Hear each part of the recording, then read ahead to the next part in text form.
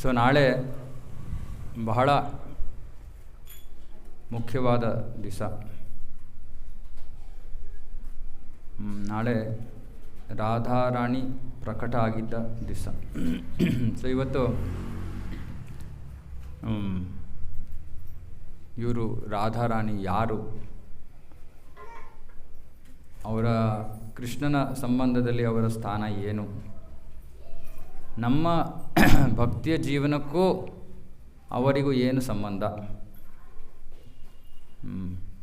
ಈ ಕೆಲ ಬಹಳ ಮುಖ್ಯವಾದ ವಿಷಯಗಳನ್ನು ನಾವಿವತ್ತು ಶ್ರವಣ ಮಾಡ್ತೀವಿ.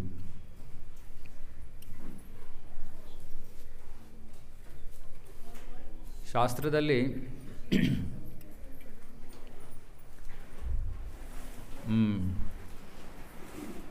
ಕೃಷ್ಣ ಭಗವದ್ಗೀತೆಯಲ್ಲಿ ಗೌಪ್ಯ ಜ್ಞಾನ, ಬಹಳ ಗೌಪ್ಯವಾದ ಜ್ಞಾನ, ಆಮೇಲೆ ಇನ್ನೂ ಗೌಪ್ಯವಾದ ಜ್ಞಾನ, ಎಲ್ಲಕ್ಕಿಂತ ಗೌಪ್ಯವಾದ ಜ್ಞಾನ ಅಂತ 3 ಸ್ತರಗಳಲ್ಲಿ ಜ್ಞಾನವನ್ನು ಕೊಡ್ತಾನೆ.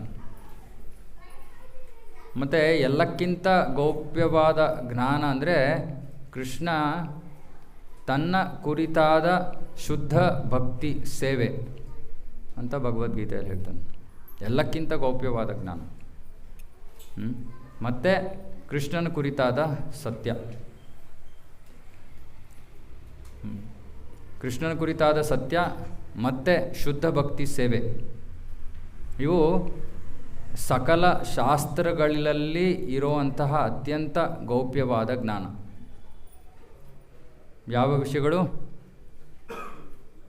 ಯಾವ ವಿಷಯಗಳು ಅತ್ಯಂತ ಗೌಪ್ಯವಾದ ಜ್ಞಾನ?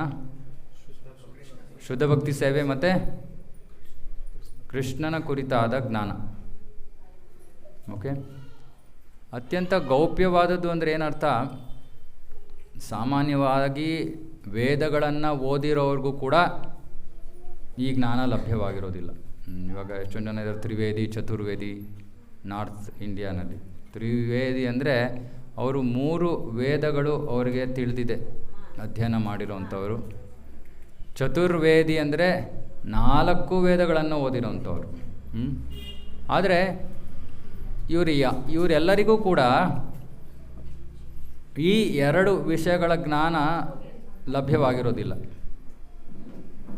ಈ 2 ಜ್ಞಾನ ಅವರಿಗೆ ಲಭ್ಯವಾಗಿರೋದಿಲ್ಲ. ಹಾಗಾಗಿ ಕೃಷ್ಣ ತನ್ನ ಬಾಯಿಂದಲೇ ಹೇಳ್ತಾ ಇದ್ದಾನೆ, ಇದು ಬಹಳ ಗೌಪ್ಯವಾದ ಜ್ಞಾನ.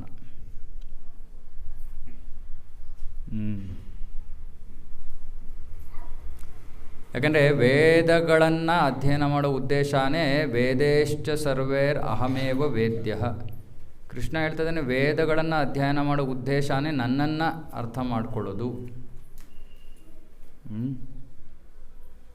ಆದರೆ ಈ ವಿಶೇಷವಾಗಿ ಭಾರತದಲ್ಲಿ, ಬೇರೆ ದೇಶಗಳಲ್ಲಿ ವೇದಗಳ ಬಗ್ಗೆ ಏನೋ ಅವರಿಗೆ ಪಾಪ ಜ್ಞಾನ ಇಲ್ಲ. ಭಾರತದಲ್ಲಿ ವೇದಗಳನ್ನು ಓದಿರೋರು, ವೇದಗಳಲ್ಲಿ 3 ಭಾಗ ಇದೆ: ಕರ್ಮಕಾಂಡ, ಜ್ಞಾನಕಾಂಡ, ಉಪಾಸನ ಕಾಂಡ ಅಂತ. ಈ ಉಪಾಸನಾ ಕಾಂಡ ಅಂದರೆ ದೇವರ ಪೂಜೆ ಇತ್ಯಾದಿ ಇವೆಲ್ಲ ಉಪಾಸನ ಕಾಂಡದಲ್ಲಿ ಬರುತ್ತೆ. ಈ ಉಪಾಸನ ಕಾಂಡವನ್ನು ತಿಳ್ಕೊಂಡಿರೋರಿಗೂ ಕೂಡ ಕೃಷ್ಣ ಯಾರು ಅಂತ ಗೊತ್ತಿಲ್ಲ, ಕೃಷ್ಣನ ಸ್ಥಾನ ಗೊತ್ತಿಲ್ಲ. ಅವರು ಸುಮ್ಮನೆ ಪೂಜೆ ಪುನಸ್ಕಾರಗಳನ್ನು ಮಾಡ್ತಾರೆ. ಇವಾಗ ಉದಾಹರಣೆಗೆ ಇವಾಗ ಗಣೇಶ ಹಬ್ಬ ಆಯಿತು. ಗಣೇಶನ ಹಬ್ಬವನ್ನು ಮಾಡ್ತೀವಿ ನಾವು, ಆದರೆ ಗಣೇಶನಿಗೂ ಕೃಷ್ಣನಿಗೂ ಸಂಬಂಧ ಏನು ಅಂತ ನಮ್ಗೆ ಗೊತ್ತಿಲ್ಲ. ಸೊ ಅದು ಉಪಾಸನ ಕಾಂಡ ಅಂದರೆ ಪೂಜೆಯನ್ನು ಮಾಡೋದು. ಆಮೇಲೆ ಕ್ರಮೇಣವಾಗಿ ನಾವು ಹಲವಾರು ಜನ್ಮಗಳಲ್ಲಿ ಪರಿಶುದ್ಧರಾಗಿ ನಿಧಾನಕ್ಕೆ ಉನ್ನತ ಮಟ್ಟದ ಜ್ಞಾನಕ್ಕೆ ಬರ್ತೀವಿ. ಇದು ಸಾಮಾನ್ಯವಾಗಿ ವೇದಗಳ ಉದ್ದೇಶ ಇದೆ. ವೇದಗಳ ಉದ್ದೇಶ ಅಂದರೆ ಒಬ್ಬ ವ್ಯಕ್ತಿಯನ್ನು ಪ್ರಾಣಿ ಪಶುವಿನ ಜೀವನದಿಂದ ಸುಸಂಸ್ಕೃತ ಜೀವನಕ್ಕೆ ಕರ್ಕೊಂಡು ಹೋಗೋದು, ಆಮೇಲೆ ಭಗವದ್ಭಕ್ತನನ್ನಾಗಿ ಮಾಡೋದು. ಇದು ವೇದಗಳ ಉದ್ದೇಶ. ಆದರೆ ವೇದಗಳನ್ನು ಅಧ್ಯಯನ ಮಾಡಿರೋರು, ಕೃಷ್ಣ ಹೇಳ್ತಾನೆ, ನನ್ನನ್ನು ಅರ್ಥ ಮಾಡ್ಕೊಂಡಿರೋರು ಬಹಳ ಕಡಿಮೆ. ಬಹುನಾಂ ಜನ್ಮನಾಮಂತೆ ಜ್ಞಾನವಾನ್ ಮಾಂ ಪ್ರಪದ್ಯತೆ ವಾಸುದೇವ ಸರ್ವಮಿತಿ ಸ ಮಹಾತ್ಮ ಸುದುರ್ಲಭ. ಬಹುನಾಂ ಜನ್ಮನಾಮಂತೆ, ಹಲವಾರು ಜನ್ಮಗಳು ವೇದಗಳಲ್ಲಿ ವೇದಾಧ್ಯಯನ ಮಾಡಿ ಮಾಡಿ ಮಾಡಿ ಹಲವಾರು ಜನ್ಮಗಳ ನಂತರ ಬಹುನಾಂ ಜನ್ಮನಾಮಂತೆ ಜ್ಞಾನವಾನ್ ಮಾಂ ಪ್ರಪದ್ಯತೆ, ಜ್ಞಾನವಂತನು ನನಗೆ ಬಂದು ಶರಣಾಗತನಾಗ್ತಾನೆ ಅಂತ ಕೃಷ್ಣ ಹೇಳ್ತಿದ್ದಾನೆ. ಸುದುರ್ಲಭ, ಅಂತಹ ವ್ಯಕ್ತಿ, ದುರ್ಲಭ ಅಂದರೆ ಕಠಿಣ ಸಿಗೋದು, ಸುದುರ್ಲಭ ಅಂದರೆ ಬಹಳ ಬಹಳ ಕಠಿಣ.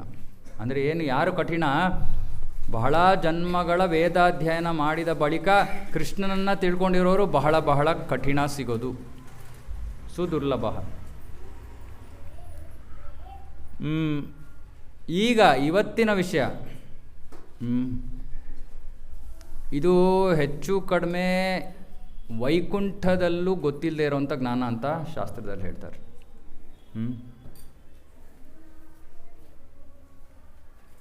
ಅಷ್ಟು ಗೌಪ್ಯವಾದ ಜ್ಞಾನ ಇವತ್ತಿನ ವಿಷಯ. ರಾಧಾರಾಣಿಯ ಬಗ್ಗೆ. ಈ ರಾಧಾರಾಣಿ ಯಾರು? ಕೃಷ್ಣ, ರಾಧಾ. ನಾವು ಸಾಮಾನ್ಯವಾಗಿ ವರ್ಷ ಇಡೀ ನಾವು ಕೃಷ್ಣನ ಗುಣಗಾನ ಮಾಡ್ತೀವಿ. ಆದರೆ ಒಂದಿನ ನಾವು ಕನಿಷ್ಠ ರಾಧಾ ಯಾರು, ಅವಳ ಸ್ಥಾನ ಏನು ಅನ್ನೋದನ್ನು ನಾವು ಅರ್ಥ ಮಾಡ್ಕೊಳ್ಳೋಕ್ಕೆ ಪ್ರಯತ್ನ ಮಾಡಬೇಕು. ಮತ್ತು ನಾನು ಹೇಳಿದ್ನಲ್ಲ, ವೇದಗಳ ಅಂತಿಮ ಜ್ಞಾನ ಕೃಷ್ಣನನ್ನು ಅರಿಯೋದು, ಆದರೆ ರಾಧಾರಾಣಿಯನ್ನು ಅರಿಯೋದು ಅದಕ್ಕಿಂತ ಮಿಗಿಲಾದ ಜ್ಞಾನ.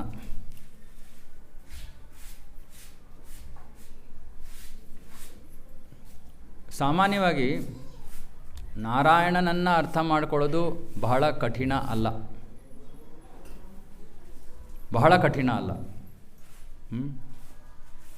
ಆದರೆ ಕೃಷ್ಣನನ್ನು ಅರ್ಥ ಮಾಡ್ಕೊಳ್ಳೋದು ಬಹಳ ಕಠಿಣ. ಅದಕ್ಕೆ ಕೃಷ್ಣ ಭಗವದ್ಗೀತೆಯಲ್ಲಿ ಹೇಳ್ತಾನೆ, ಜನ್ಮ ಕರ್ಮ ಚ ಮೇ ದಿವ್ಯಂ ಏವಂ ಯೋ ವೇತ್ತಿ ತತ್ವತಃ ತ್ಯಕ್ತ್ವಾ ದೇಹಂ ಪುನರ್ಜನ್ಮ ನೈತಿ. ಯಾರು ಕೃಷ್ಣನನ್ನು ತತ್ವತಃ ಅರ್ಥ ಮಾಡ್ಕೊಳ್ಳೋಕ್ಕೆ ಪ್ರಯತ್ನ ಮಾಡ್ತಾರೋ ಅವರಿಗೆ ಪುನರ್ಜನ್ಮ ಇಲ್ಲ.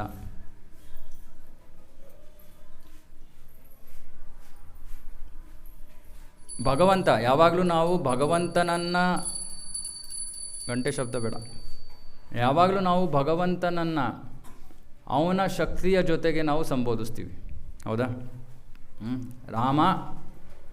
ರಾಮನ ಜೊತೆ ಸೀತೆ, ಲಕ್ಷ್ಮೀ ನಾರಾಯಣ. ಅದೇ ರೀತಿ ರಾಧಾ ಕೃಷ್ಣ. ಲಕ್ಷ್ಮೀದೇವಿಯ ಕೆಲಸ ಏನು? ಲಕ್ಷ್ಮೀದೇವಿ, ನಾರಾಯಣನ ಸಂಬಂಧದಲ್ಲಿ ಲಕ್ಷ್ಮೀದೇವಿ ಯಾರು? ಪತ್ನಿ. ಲಕ್ಷ್ಮೀದೇವಿ ನಾರಾಯಣನ ಪತ್ನಿ.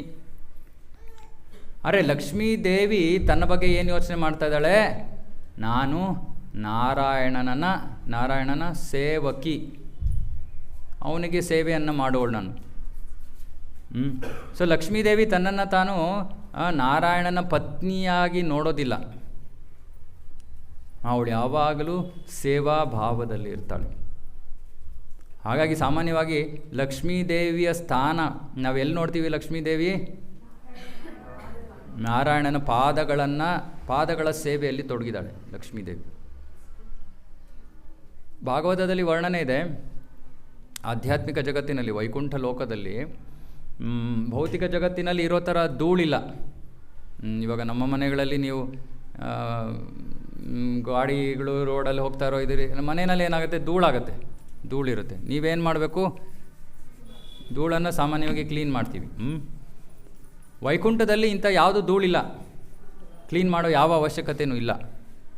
ಆದರೂ ಕೂಡ ಲಕ್ಷ್ಮಿಯರು ನಾರಾಯಣನ ಕೃಪೆಯನ್ನು ಪಡೆಯೋ ಉದ್ದೇಶದಿಂದ ಅಲ್ಲಿರೋ ಗೋಡೆಗಳನ್ನು ಕ್ಲೀನ್ ಮಾಡ್ತಾ ಇರ್ತಾರಂತೆ. ಬೈ ಚಾನ್ಸ್ ಏನಾದರೂ ಧೂಳಿದ್ರೆ ಮತ್ತು ಇದು ಅವರ ಸೇವೆಯ ಭಾವ. ನನಗೇನು ಕೆಲಸ ಇಲ್ಲ, ನಾನು ನಿದ್ದೆ ಮಾಡ್ತೀನಿ. ಇಲ್ಲ, ಸದಾಕಾಲ ನಾರಾಯಣನ ಸೇವೆ ಮಾಡೋದೇ ಲಕ್ಷ್ಮಿಯರ ಕೆಲಸ. ಒಬ್ಬರು ಲಕ್ಷ್ಮಿ ಇಲ್ಲ, ಹಲವಾರು ಲಕ್ಷ್ಮಿಯರಿದ್ದಾರೆ. ನಾರಾಯಣನ ಪತ್ನಿಯನ್ನು ಮಹಾಲಕ್ಷ್ಮಿ ಅಂತ ಕರೀತಾರೆ. ಮಹಾಲಕ್ಷ್ಮಿ. ಈ ಮಹಾಲಕ್ಷ್ಮಿಯ ವಿಸ್ತರಣೆ ಬರುತ್ತೆ. ಆಮೇಲೆ ಮಹಾಲಕ್ಷ್ಮಿಯಿಂದ ರಾಜಲಕ್ಷ್ಮಿ ಅಂತ ಬರ್ತಾಳೆ. ರಾಜಲಕ್ಷ್ಮಿಯಿಂದ ಈ ಭೌತಿಕ ಜಗತ್ತಿನಲ್ಲಿ ಜನರಿಗೆ ಬಹಳ ಲಕ್ಷ್ಮೀದೇವಿ ಅಂದರೆ ಬಹಳ ಇಷ್ಟ ಅಲ್ವಾ? ಯಾಕೆ ಲಕ್ಷ್ಮೀದೇವಿ ಅಂದರೆ ಇಷ್ಟ? ಯಾಕೆಂದರೆ ಅವಳು ಇಲ್ಲದೆ ಜೀವನ ನಡೆಯಲ್ಲ. ಹಾಂ, ಲಕ್ಷ್ಮಿ ಅಂದರೆ ಹಣ, ಧನ ಇತ್ಯಾದಿ. ಆ ಲಕ್ಷ್ಮಿಯನ್ನು ಮರ್ತ್ಯ ಲಕ್ಷ್ಮಿ ಅಂತ ಕರೀತಾರೆ, ಮರ್ತ್ಯ ಲಕ್ಷ್ಮಿ. ಸೊ ಮಹಾಲಕ್ಷ್ಮಿ, ರಾಜಲಕ್ಷ್ಮಿ, ಮರ್ತ್ಯಲಕ್ಷ್ಮಿ. ಈ ಮರ್ತ್ಯಲಕ್ಷ್ಮಿ ಭೌತಿಕ ಜಗತ್ತಿನಲ್ಲಿ ಜನರಿಗೆ ಸಂಪತ್ತು ಇತ್ಯಾದಿ ಕೊಡೋಳು. ಆದರೆ ನಾನು ಮುಂಚೆನೂ ಹೇಳಿದ್ದೀನಿ, ನೀವು ಲಕ್ಷ್ಮಿಯನ್ನು ಒಬ್ಬಳೇ ಇಟ್ಟರೆ ಅವಳಿಗೆ ಸಂತೋಷ ಸಿಗೋದಿಲ್ಲ. ಲಕ್ಷ್ಮಿಯನ್ನು ನಾರಾಯಣನ ಜೊತೆ ಆರಾಧನೆ ಮಾಡಿ ಅವಳು ಶಾಶ್ವತವಾಗಿ ನಿಮ್ಮ ಮನೆಯಲ್ಲಿ ನೆಲೆಸ್ತಾಳೆ. ಒಬ್ಬಳನ್ನೇ ಆರಾಧನೆ ಮಾಡಿದ್ರೆ ನೋಡ್ತಾ ಇರ್ತಾಳೆ, ಎಲ್ಲಿ ನನ್ನ ಪತಿದೇವ ಎಲ್ಲಿದ್ದಾನೆ ಅಲ್ಲಿ ಹೋಗ್ತೀನಿ ನಾನು. ಸೊ ಚಂಚಲೆ ಆಗಿಬಿಡ್ತಾಳೆ ಲಕ್ಷ್ಮಿ. ಇಲ್ಲಾಂದರೆ ಅವಳು ಚಂಚಲೆ ಅಲ್ಲ. ಭಕ್ತರ ಮನೆಯಲ್ಲಿ ಅವಳು ಎಲ್ಲಿ ಲಕ್ಷ್ಮೀನಾರಾಯಣ, ರಾಮ, ಸೀತಾ, ರಾಧಾ ಕೃಷ್ಣರ ಆರಾಧನೆ ನಡೀತಾ ಇದೆಯೋ ಶಾಶ್ವತವಾಗಿ ಉಳ್ಕೊಂಡು ಬಿಡ್ತಾರೆ ಅವರು ಆ ಮನೆಗಳಲ್ಲಿ, ಎಲ್ಲೂ ಬಿಟ್ಟು ಹೋಗಲ್ಲ ಲಕ್ಷ್ಮಿ. ಇವಾಗ ಈ ಲಕ್ಷ್ಮಿ ಯಾರು? ಈ ಲಕ್ಷ್ಮಿ ಇವಾಗ ನಾರಾಯಣ ಯಾರು ಅಂದರೆ ಏನು ಹೇಳ್ತೀವಿ ನಾವು? ಕೃಷ್ಣನಿಂದ ಬಲರಾಮ, ಬಲರಾಮನಿಂದ ವಾಸುದೇವ, ಸಂಕರ್ಷಣ, ಪ್ರದ್ಯುಮ್ನ, ಅನಿರುದ್ಧ, ಸಂಕರ್ಷಣನಿಂದ ನಾರಾಯಣ. ಸೊ ನಾರಾಯಣ ಕೃಷ್ಣನ ವಿಸ್ತರಣೆ ಅಂತ ಹೇಳ್ತೀವಿ. ವಿಸ್ತರಣೆ ಅಂದ್ರೇನು? ಒಬ್ಬನೇ ವ್ಯಕ್ತಿ ಎರಡು ರೂಪಗಳನ್ನು ತೊಗೊಂಡಿದ್ದಾನೆ. ವ್ಯಕ್ತಿ ಒಬ್ಬನೇ, ಮೂಲ ಕೃಷ್ಣ. ಕೃಷ್ಣನಿಂದ ಕೃಷ್ಣ ಹಲವಾರು ಬೇರೆ ಬೇರೆ ರೂಪಗಳನ್ನು ತಗೋತಾ ಇದ್ದಾನೆ, ಬೇರೆ ಬೇರೆ ಕಾರ್ಯಗಳನ್ನು ನೆರವೇರಿಸೋದಕ್ಕೋಸ್ಕರ. ಅದರಲ್ಲಿ ಒಂದು ರೂಪ ನಾರಾಯಣ. ನಾರಾಯಣ ಎಲ್ಲಿದ್ದಾನೆ? ವೈಕುಂಠ ಲೋಕದಲ್ಲಿ ನಿವಾಸ ಮಾಡ್ತದಂತೆ. ನಾರಾಯಣನಿಗೂ ಕೃಷ್ಣನಿಗೂ ವ್ಯತ್ಯಾಸ ಕೇವಲ ಅವರ ಗುಣಲಕ್ಷಣಗಳು. ನಾನು ಕೃಷ್ಣನ ಜನ್ಮದ ಕುರಿತಾದ ತತ್ವವನ್ನು ಹೇಳ್ತಿದ್ದಾಗ ಹೇಳಿದೆ, ನಾರಾಯಣ ಭಗವಂತ ಆಫೀಸ್ನಲ್ಲಿರೋದು, ಕೃಷ್ಣ ಭಗವಂತ ಮನೆಯಲ್ಲಿರೋದು. ಸೊ ಅವರ ಮೂಡ್ ಬೇರೆ ಥರ ಇದೆ, ಆದರೆ ಒಬ್ಬನೇ ವ್ಯಕ್ತಿ. ಸೊ ನಾರಾಯಣ ಕೃಷ್ಣನ ವಿಸ್ತರಣೆ. ಅದೇ ರೀತಿ ಅವ್ರದ್ದು ಸೆಪರೇಟ್ ಕತೆ ನಡೀತಾ ಇದೆ ಅಲ್ಲಿ. ಅದೇ ರೀತಿ ಲಕ್ಷ್ಮೀ ರಾಧಾರಾಣಿಯ ವಿಸ್ತರಣೆ. ಹೇಗೆ ನಾರಾಯಣ ಕೃಷ್ಣನ ವಿಸ್ತರಣೆಯೋ ಅದೇ ರೀತಿ ಲಕ್ಷ್ಮೀದೇವಿ ರಾಧಾರಾಣಿಯ ವಿಸ್ತರಣೆ. ಅರೆ ಇವಾಗ ರಾಧಾರಾಣಿ ಯಾರು?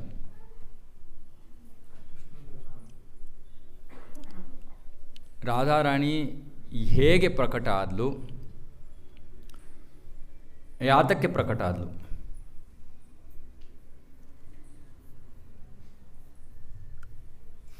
ಯಾವುದೋ ಒಂದು ಸಮಯದಲ್ಲಿ ಕೃಷ್ಣ ತಾನು ಒಬ್ಬಂಟಿಗನಾಗಿ ಇದ್ದ. ಗೋಲೋಕ ವೃಂದಾವನದಲ್ಲಿ ತನ್ನ ಧಾಮದಲ್ಲಿ ಒಂದು ಜಾಗ, ಅದಕ್ಕೆ ರಾಸಮಂಡಲ ಅಂತ ಕರೀತಾರೆ. ಇವಾಗ ನೀವು ರಾಸ ನೃತ್ಯ ಅಂತ ಕೇಳಿರ್ಬೋದು. ಈ ರಾಸ ನೃತ್ಯ ಅಂದರೆ ಅರ್ಥ ಗೋಲಾಗಿ ಡ್ಯಾನ್ಸ್ ಮಾಡೋದು. ಇವಾಗ ನವರಾತ್ರಿಗೆ ಮಾಡ್ತಾರಲ್ಲ, ಏನು ಮಾಡ್ತಾರೆ? ಗರ್ಭ ಏನೇನೋ ಮಾಡ್ತಾರಲ್ಲ, ದಾಂಡಿಯಾ, ಇದೆಲ್ಲ ಏನಿದು ಗೋಲಾಕಾರದಲ್ಲಿ ಅಂದರೆ ಸರ್ಕಲಲ್ಲಿ ಡ್ಯಾನ್ಸ್ ಮಾಡೋದು. ಇದಕ್ಕೆ ರಾಸ ಅಂತ ಕರೆಯೋದು ಅಷ್ಟೇ. ಇದಕ್ಕೆ ರಾಸ ನೃತ್ಯ ಅಂತ ಕರೆಯೋದು. ಅದರಲ್ಲಿ ಇನ್ನೇನೂ ಇಲ್ಲ, ರಹಸ್ಯಮಯವಾದದ್ದೇನೂ ಇಲ್ಲ. ಸುಮ್ಮನೆ ಎಷ್ಟೊಂದು ಜನ ಸೇರಿಕೊಂಡು ಒಂದು ಸರ್ಕಲಲ್ಲಿ ಡ್ಯಾನ್ಸ್ ಮಾಡೋದು. ಸೊ ಗೋಲೋಕದಲ್ಲಿ ರಾಸಮಂಡಲ ಅಂದರೆ ಯಾವ ಜಾಗದಲ್ಲಿ ರಾಸ ನೃತ್ಯ ಆಗುತ್ತೋ ಅದು ರಾಸಮಂಡಲ ಅಂತ ಕರೀತಾರೆ. ಸೊ ಕೃಷ್ಣ ಅಲ್ಲಿ ಕೂತಿದ್ದ ರಾಸಮಂಡಲದಲ್ಲಿ. ಕೃಷ್ಣ ನಮ್ಮ ಥರ ಪ್ಲಾಸ್ಟಿಕ್ ಚೇರ್ ಮೇಲೆ ಕೂತಿರಲ್ಲ.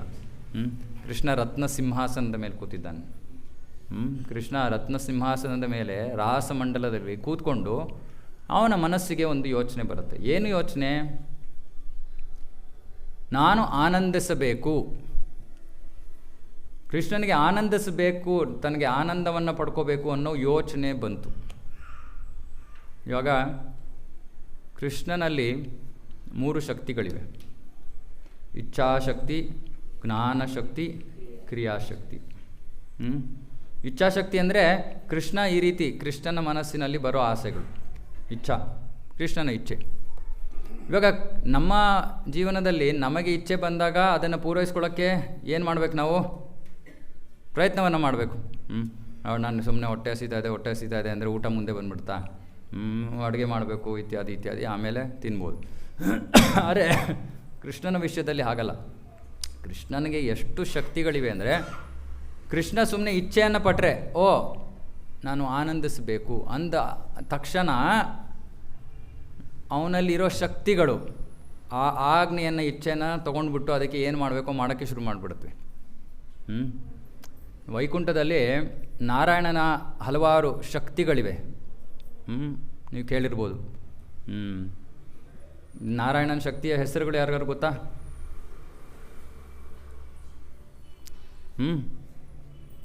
ಭೂದೇವಿ, ನೀಲಾದೇವಿ, ಶ್ರೀದೇವಿ. ಸೊ ಈ ರೀತಿ ಹಲವಾರು ಶಕ್ತಿಗಳಿವೆ ನಾರಾಯಣನ ಶಕ್ತಿಗಳು. ಅವು ನಾರಾಯಣನ ಸೇವೆಯಲ್ಲಿ ತೊಡಗಿವೆ. ಅದೇ ರೀತಿ ಕೃಷ್ಣನ ಶಕ್ತಿಗಳಿವೆ.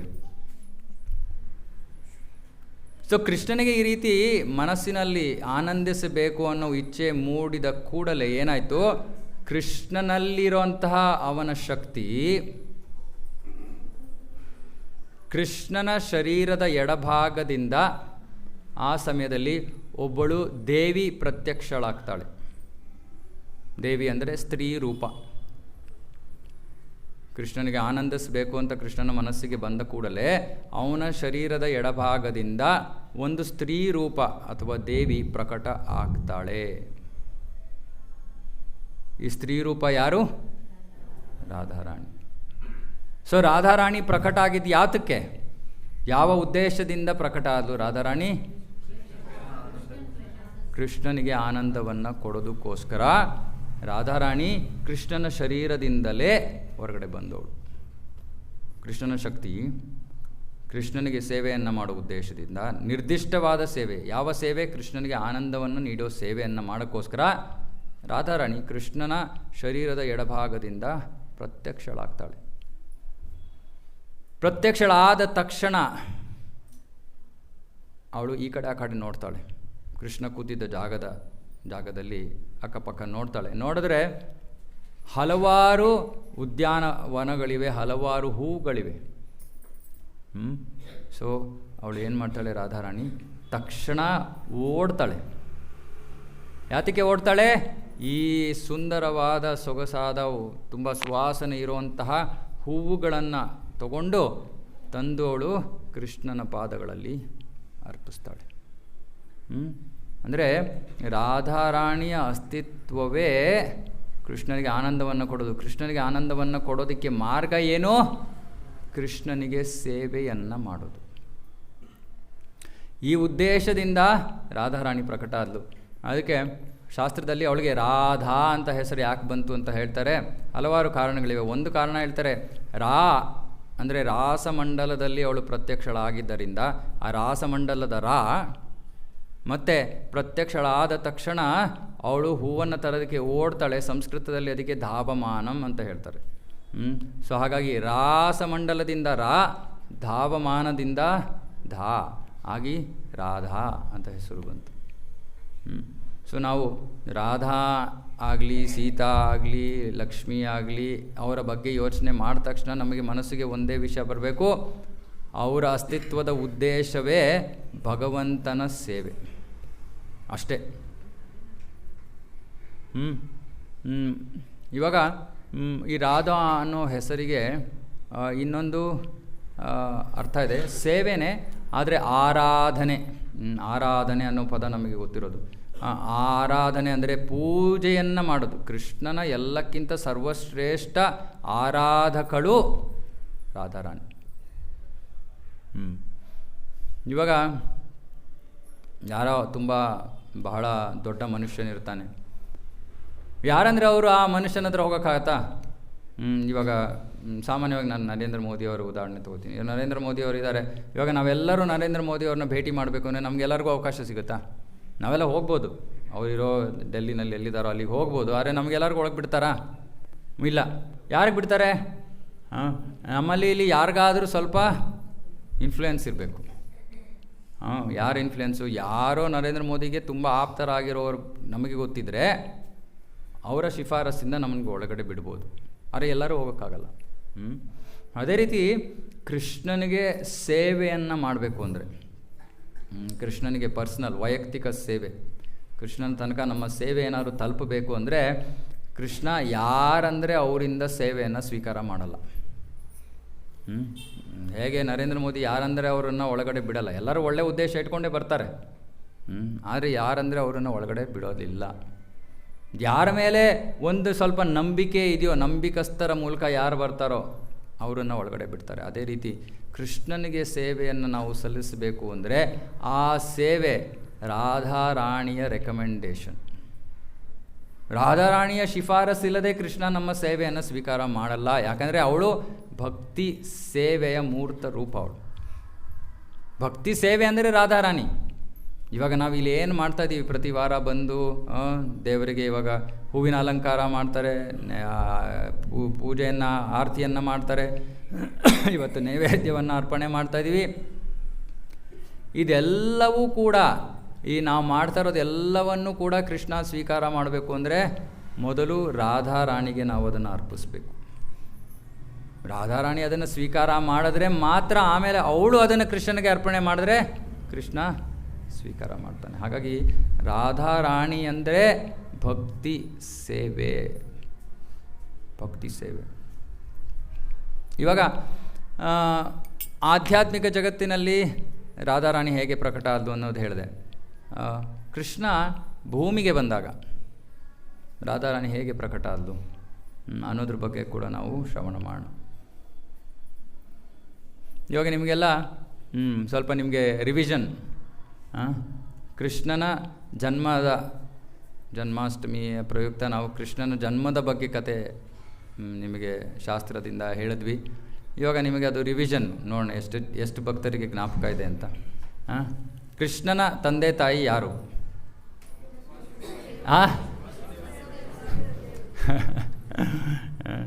ಇದು ಹೆಂಗೆ ಅಂದರೆ ರಾತ್ರಿ ಪೂರ್ತಿ ರಾಮಾಯಣ ಕೇಳಿ ಬೆಳಗ್ಗೆ ರಾಮಂಗೂ ಸೀತೆಗೂ ಏನು ಸಂಬಂಧ ಅಂದಂಗೆ. ನೋಡಿ, ನಾನು ಅಷ್ಟು ಕತೆ ಹೇಳಿದ್ದು ನಿಮಗೆ ಅದು ಕಿವಿಗೆ ಹೋಗಿಲ್ಲ. ಯಾರು ಕೃಷ್ಣನ ತಂದೆ ತಾಯಿ? ಮತ್ತೆ ಅದೇ ಉತ್ತರನ? ಕೃಷ್ಣ ಇವಾಗ ವಸುದೇವ ಮತ್ತು ದೇವಕಿಯರ ಮುಂದೆ ಮಗು ಜನ್ಮ ತಗೊಳುತ್ತೆ. ಮಗು ಯಾವ ರೂಪದಲ್ಲಿ ಪ್ರಕಟ ಆಗುತ್ತೆ? ಚತುರ್ಭುಜ. ಆ ರೂಪದ ಹೆಸರು ವಾಸುದೇವ. ವಸುದೇವನ ಪುತ್ರ ವಾಸುದೇವ. ಈ ವಾಸುದೇವ ಕೃಷ್ಣನಿಂದ ಬಲರಾಮ, ಬಲರಾಮನಿಂದ ವಾಸುದೇವ, ಸಂಕರ್ಷಣ, ಪ್ರದ್ಯುಮ್ನ, ಅನಿರುದ್ಧ. ಈ ಎರಡನೇ ವಿಸ್ತರಣೆ ದೇವಕಿ ಮತ್ತು ವಸುದೇವರ ಎದುರುಗಡೆ ಪ್ರತ್ಯಕ್ಷ ಆಗಿತ್ತು. ಓಕೆ, ಆಮೇಲೆ ದೇವಕಿ ಬಂದು ಪ್ರಾರ್ಥನೆ ಮಾಡ್ತಾಳೆ, ಭಗವಂತ, ಅಯ್ಯೋ ಕಂಸ ನೀನು ಜನ್ಮ ತೊಗೊಂಡಿದ್ಯಾ ಅಂತ ಗೊತ್ತಾದ ತಕ್ಷಣ ಕಂಸ ಬಂದು ನೀನು ಕೊಂದುಬಿಡ್ತಾನೆ. ಹಾಗಾಗಿ ದಯವಿಟ್ಟು ಒಂದು ಚಿಕ್ಕ ಮನುಷ್ಯ ರೂಪವನ್ನು, ಮಗುವಿನ ರೂಪವನ್ನು ತೊಗೊಂಡ್ಬಿಡು, ಆಗ ನಾನು ನಿನ್ನನ್ನು ಎಲ್ಲಂದ್ರಲ್ಲಿ ಬಚ್ಚಿಟ್ಬಿಡ್ತೀನಿ ಅಂತ. ದೇವಕಿ ತಾಯಿಯ ಪ್ರೀತಿ, ಭಗವಂತನನ್ನು ಕಂಸ ಹೇಗೆ ಕೊಲ್ಲಕ್ಕೆ ಸಾಧ್ಯ? ಮತ್ತು ಭಗವಂತನನ್ನು ಬಚ್ಚಿಡೋ ಅವಶ್ಯಕತೆ ಏನು? ಅದು ತಾಯಿಯ ಪ್ರೀತಿ. ಸೊ ಆ ಒಂದು ಪ್ರಾರ್ಥನೆಯನ್ನು ಮಾಡಿದ ತಕ್ಷಣ ಆ ಚತುರ್ಭುಜ ವಾಸುದೇವ ಒಂದು ಚಿಕ್ಕ ಮಗುವಿನ ರೂಪವನ್ನು ತಗೊಳ್ತಾನೆ, ಶಿಶುವಿನ ರೂಪ. ಆ ಶಿಶುವನ್ನು ನಾವು ಸಾಮಾನ್ಯವಾಗಿ ವಾಸುದೇವ ಕೃಷ್ಣ ಅಂತ ಕರಿತೀವಿ. ಆದರೆ ಅವನು ವಾಸುದೇವ. ಈ ಕಡೆ ಗೋಕುಲದಲ್ಲಿ ಯಾರಿದ್ರು? ನಂದ ಮತ್ತು ಯಶೋಧ. ನಂದ ಮತ್ತು ಯಶೋಧೆಯರಿಗೆ ಎಷ್ಟು ಜನ ಮಕ್ಕಳು ಜನ್ಮ ಪಡ್ಕೊಂಡ್ರು ಆ ಸಮಯದಲ್ಲಿ? 2 ಮಕ್ಕಳು, ಒಂದು ಗಂಡು ಮಗು, ಇನ್ನೊಂದು ಹೆಣ್ಣು ಮಗು. ಹೆಣ್ಣು ಮಗು ಯಶೋದೆಯ ಗರ್ಭದಿಂದ ಪ್ರತ್ಯಕ್ಷ ಆಗ್ತಾಳೆ. ಗಂಡು ಮಗು ಯಶೋದೆಯ ಹೃದಯದಿಂದ ಪ್ರತ್ಯಕ್ಷನಾಗ್ತಾನೆ. ಸೊ ಆ ಹೆಣ್ಣು ಮಗು ಆಮೇಲೆ ವಸುದೇವ ಆ ವಾಸುದೇವನನ್ನು ಕರ್ಕೊಂಡು ಇಲ್ಲಿ ಗೋಕುಲದಲ್ಲಿ ಬಿಟ್ಟು ಆ ಹೆಣ್ಣು ಮಗುವನ್ನು ಕರ್ಕೊಂಡು ಹೋಗ್ತಾನೆ ವಾಪಸ್. ಹೌದಾ? ಆದರೆ ಆ ಹುಟ್ಟಿದ್ದ ಗಂಡು ಮಗು ಯಾರು? ಕೃಷ್ಣ. ಅವನೇ ಕೃಷ್ಣ. ಅವನನ್ನು ನಾವು ಸುಮ್ಮನೆ ಶ್ಯಾಮಸುಂದರ ಅಂತ ಕರಿತೀವಿ. ಯಾಕಂದರೆ ವೃಂದಾವನವನ್ನು ಬಿಟ್ಟು ಹೋಗದೇ ಇರೋವನು ಶ್ಯಾಮಸುಂದರ ಕೃಷ್ಣ. ಅವನು ವೃಂದಾವನವನ್ನು ಬಿಟ್ಟು ಹೊರಗಡೆ ಹೋಗಲ್ಲ. ವೃಂದಾವನಂ ಪರಿತ್ಯಜ್ಯ ಪದಂ ಏಕಂ ನ ಗಚ್ಚಾಮಿ. ಕೃಷ್ಣ ಹೇಳ್ತಾ ಇದ್ದಾನೆ, ನಾನು ವೃಂದಾವನವನ್ನು ಬಿಟ್ಟು ಹೊರಗಡೆ ಹೋಗೋದೇ ಇಲ್ಲ, ಒಂದು ಹೆಜ್ಜೆ ಕೂಡ ಹೊರಗಡೆ ಇಡಲ್ಲ. ಸೊ ವೃಂದಾವನದಲ್ಲಿ ಯಾರಿದ್ದಾನೋ ಅವನು ಶ್ಯಾಮ ಸುಂದರ ಕೃಷ್ಣ, ಅವನನ್ನೇ ನಾವು ಕೃಷ್ಣ ಅಂತ ಕರೆಯೋದು. ಆಮೇಲೆ ಕೃಷ್ಣ 11 ವರ್ಷ ಆದಮೇಲೆ ವೃಂದಾವನವನ್ನು ಬಿಟ್ಟು ಅವನು ಆಮೇಲೆ ಹೋಗ್ತಾನೆ. ವೃಂದಾವನವನ್ನು ಬಿಟ್ಟು ಹೋದಾಗ ಶ್ಯಾಮಸುಂದರ ಕೃಷ್ಣ ವೃಂದಾವನವನ್ನು ಬಿಡೋದಿಲ್ಲ, ಅವನು ಅಪ್ರಕಟ ಆಗಿರ್ತಾನೆ. ಅಪ್ರಕಟ ಅಂದರೆ ಯಾರೂ ಕಣ್ಣಿಗೆ ಕಾಣದೇ ಇರೋ ರೂಪದಲ್ಲಿರ್ತಾನೆ. ಮತ್ತು ವಾಸುದೇವ ಯಾರು ಕೃಷ್ಣನ ವಸುದೇವ ಮಥುರೆಯಿಂದ ಕರ್ಕೊಂಡು ಬಂದಿದ್ನಲ್ಲ, ಆ ವಾಸುದೇವ ವಾಪಸ್ಸು ಮಥುರೆಗೆ ಹೋಗ್ತಾನೆ. ಸೊ ಇದು ಕೃಷ್ಣನ ಕುರಿತಾದ ಜನ್ಮದ ರಹಸ್ಯ ಹೇಳಿದ್ದು ನಾನು. ಈಗ ವಸುದೇವ ಈ ಹೆಣ್ಮಗುವನ್ನು ಕರ್ಕೊಂಡು ವಾಪಸ್ಸು ಕಾರಾಗೃಹಕ್ಕೆ ಹೋಗ್ತಾನೆ. ಕಾರಾಗೃಹಕ್ಕೆ ಹೋದಾಗ ಅಷ್ಟೊತ್ತಿಗೆ ಎಲ್ಲರೂ ಜಾಗೃತರಾಗ್ತಾರೆ. ಕಂಸನಿಗೆ ಹೋಗಿ ಹೇಳ್ತಾರೆ, 8ನೇ ಮಗು ಜನ್ಮ ತೊಗೊಂಡಿದೆ. ಕಂಸ ತಳಮಳಗೊಂಡಿದ್ದಾನೆ, ಅವನಿಗೆ ನಿದ್ದೆ ಇಲ್ಲ, ಊಟ ಇಲ್ಲ, ಹಸುವಿಲ್ಲ, ಏನೂ ಇಲ್ಲ. 8ನೇ ಮಗು ಜನ್ಮ ತೊಗೊಂಡ್ಬಿಡುತ್ತೆ, ನನ್ನನ್ನು ಕೊಂದುಬಿಡುತ್ತೆ ಅನ್ನೋ ಆತಂಕದಲ್ಲಿ ಅವನಿದ್ದಾನೆ. ಇದನ್ನು ಕೇಳಿದ ತಕ್ಷಣ ಕಂಸ ತನ್ನ ಅರಮನೆಯಿಂದ ಆ ಕಾರಾಗೃಹಕ್ಕೆ ಬರ್ತಾನೆ. ಕಾರಾಗೃಹಕ್ಕೆ ಬಂದ ತಕ್ಷಣ ದೇವಕಿ ಹೇಳ್ತಾ ಇದ್ದಾಳೆ, ಅಣ್ಣ ಗಂಡು ಮಗು ಅಲ್ಲ, ಹೆಣ್ಣು ಮಗು ಅಣ್ಣ. ಈ ಹೆಣ್ಮಗುವನ್ನು ನಾನು ನಿನ್ನ ಸೊಸೆಯನ್ನಾಗಿ ಮಾಡಿಕೊಡ್ತೀನಿ, ದಯವಿಟ್ಟು ಇವಳನ್ನು ಕೊಲ್ಲಬೇಡ ಅಂತ ಪ್ರಾರ್ಥನೆ ಮಾಡ್ತಾಳೆ ದೇವಕಿ. ಅರೆ ಕಂಸ ಎಂಥ ಮಹಾ ದುಷ್ಟ ಅಂದರೆ, ಗಂಡು ಮಗು ಆಗಿದ್ರೆ ಏನಂತೆ, ಹೆಣ್ಮಗು ಆಗಿದ್ರೆ ಏನಂತೆ, ನಿನ್ನ 8ನೇ ಮಗುವಿಂದ ನನಗೆ ನನ್ನ ಮೃತ್ಯು ಆಗಿರೋದ್ರಿಂದ ನಾನು ಅದನ್ನು ಸಂಹಾರ ಮಾಡ್ತೀನಿ, ಕೊಂದುಬಿಡ್ತೀನಿ ಅಂತ ಏನು ಮಾಡ್ತಾನೆ, ಎತ್ಕೊಂಡು ಗೋಡೆಗೆ ಎಸೆಯೋದಕ್ಕೆ ಪ್ರಯತ್ನ ಮಾಡ್ತಾನೆ. ಮಗು ಕೈಯಿಂದ ಜಾರಿ ಗಾಳಿಯಲ್ಲಿ ಹೋಗ್ತಾ ಇದೆ. ತಕ್ಷಣ ಗಾಳಿಯಲ್ಲಿ ಯಾವ ರೂಪವನ್ನು ತಗೋತಾಳೆ? ದುರ್ಗಾದೇವಿಯ ರೂಪ. 8 ಕೈಗಳಲ್ಲಿ 8 ಅಸ್ತ್ರಗಳು. ದುರ್ಗಾದೇವಿಯ ವಾಹನ ಯಾವುದು?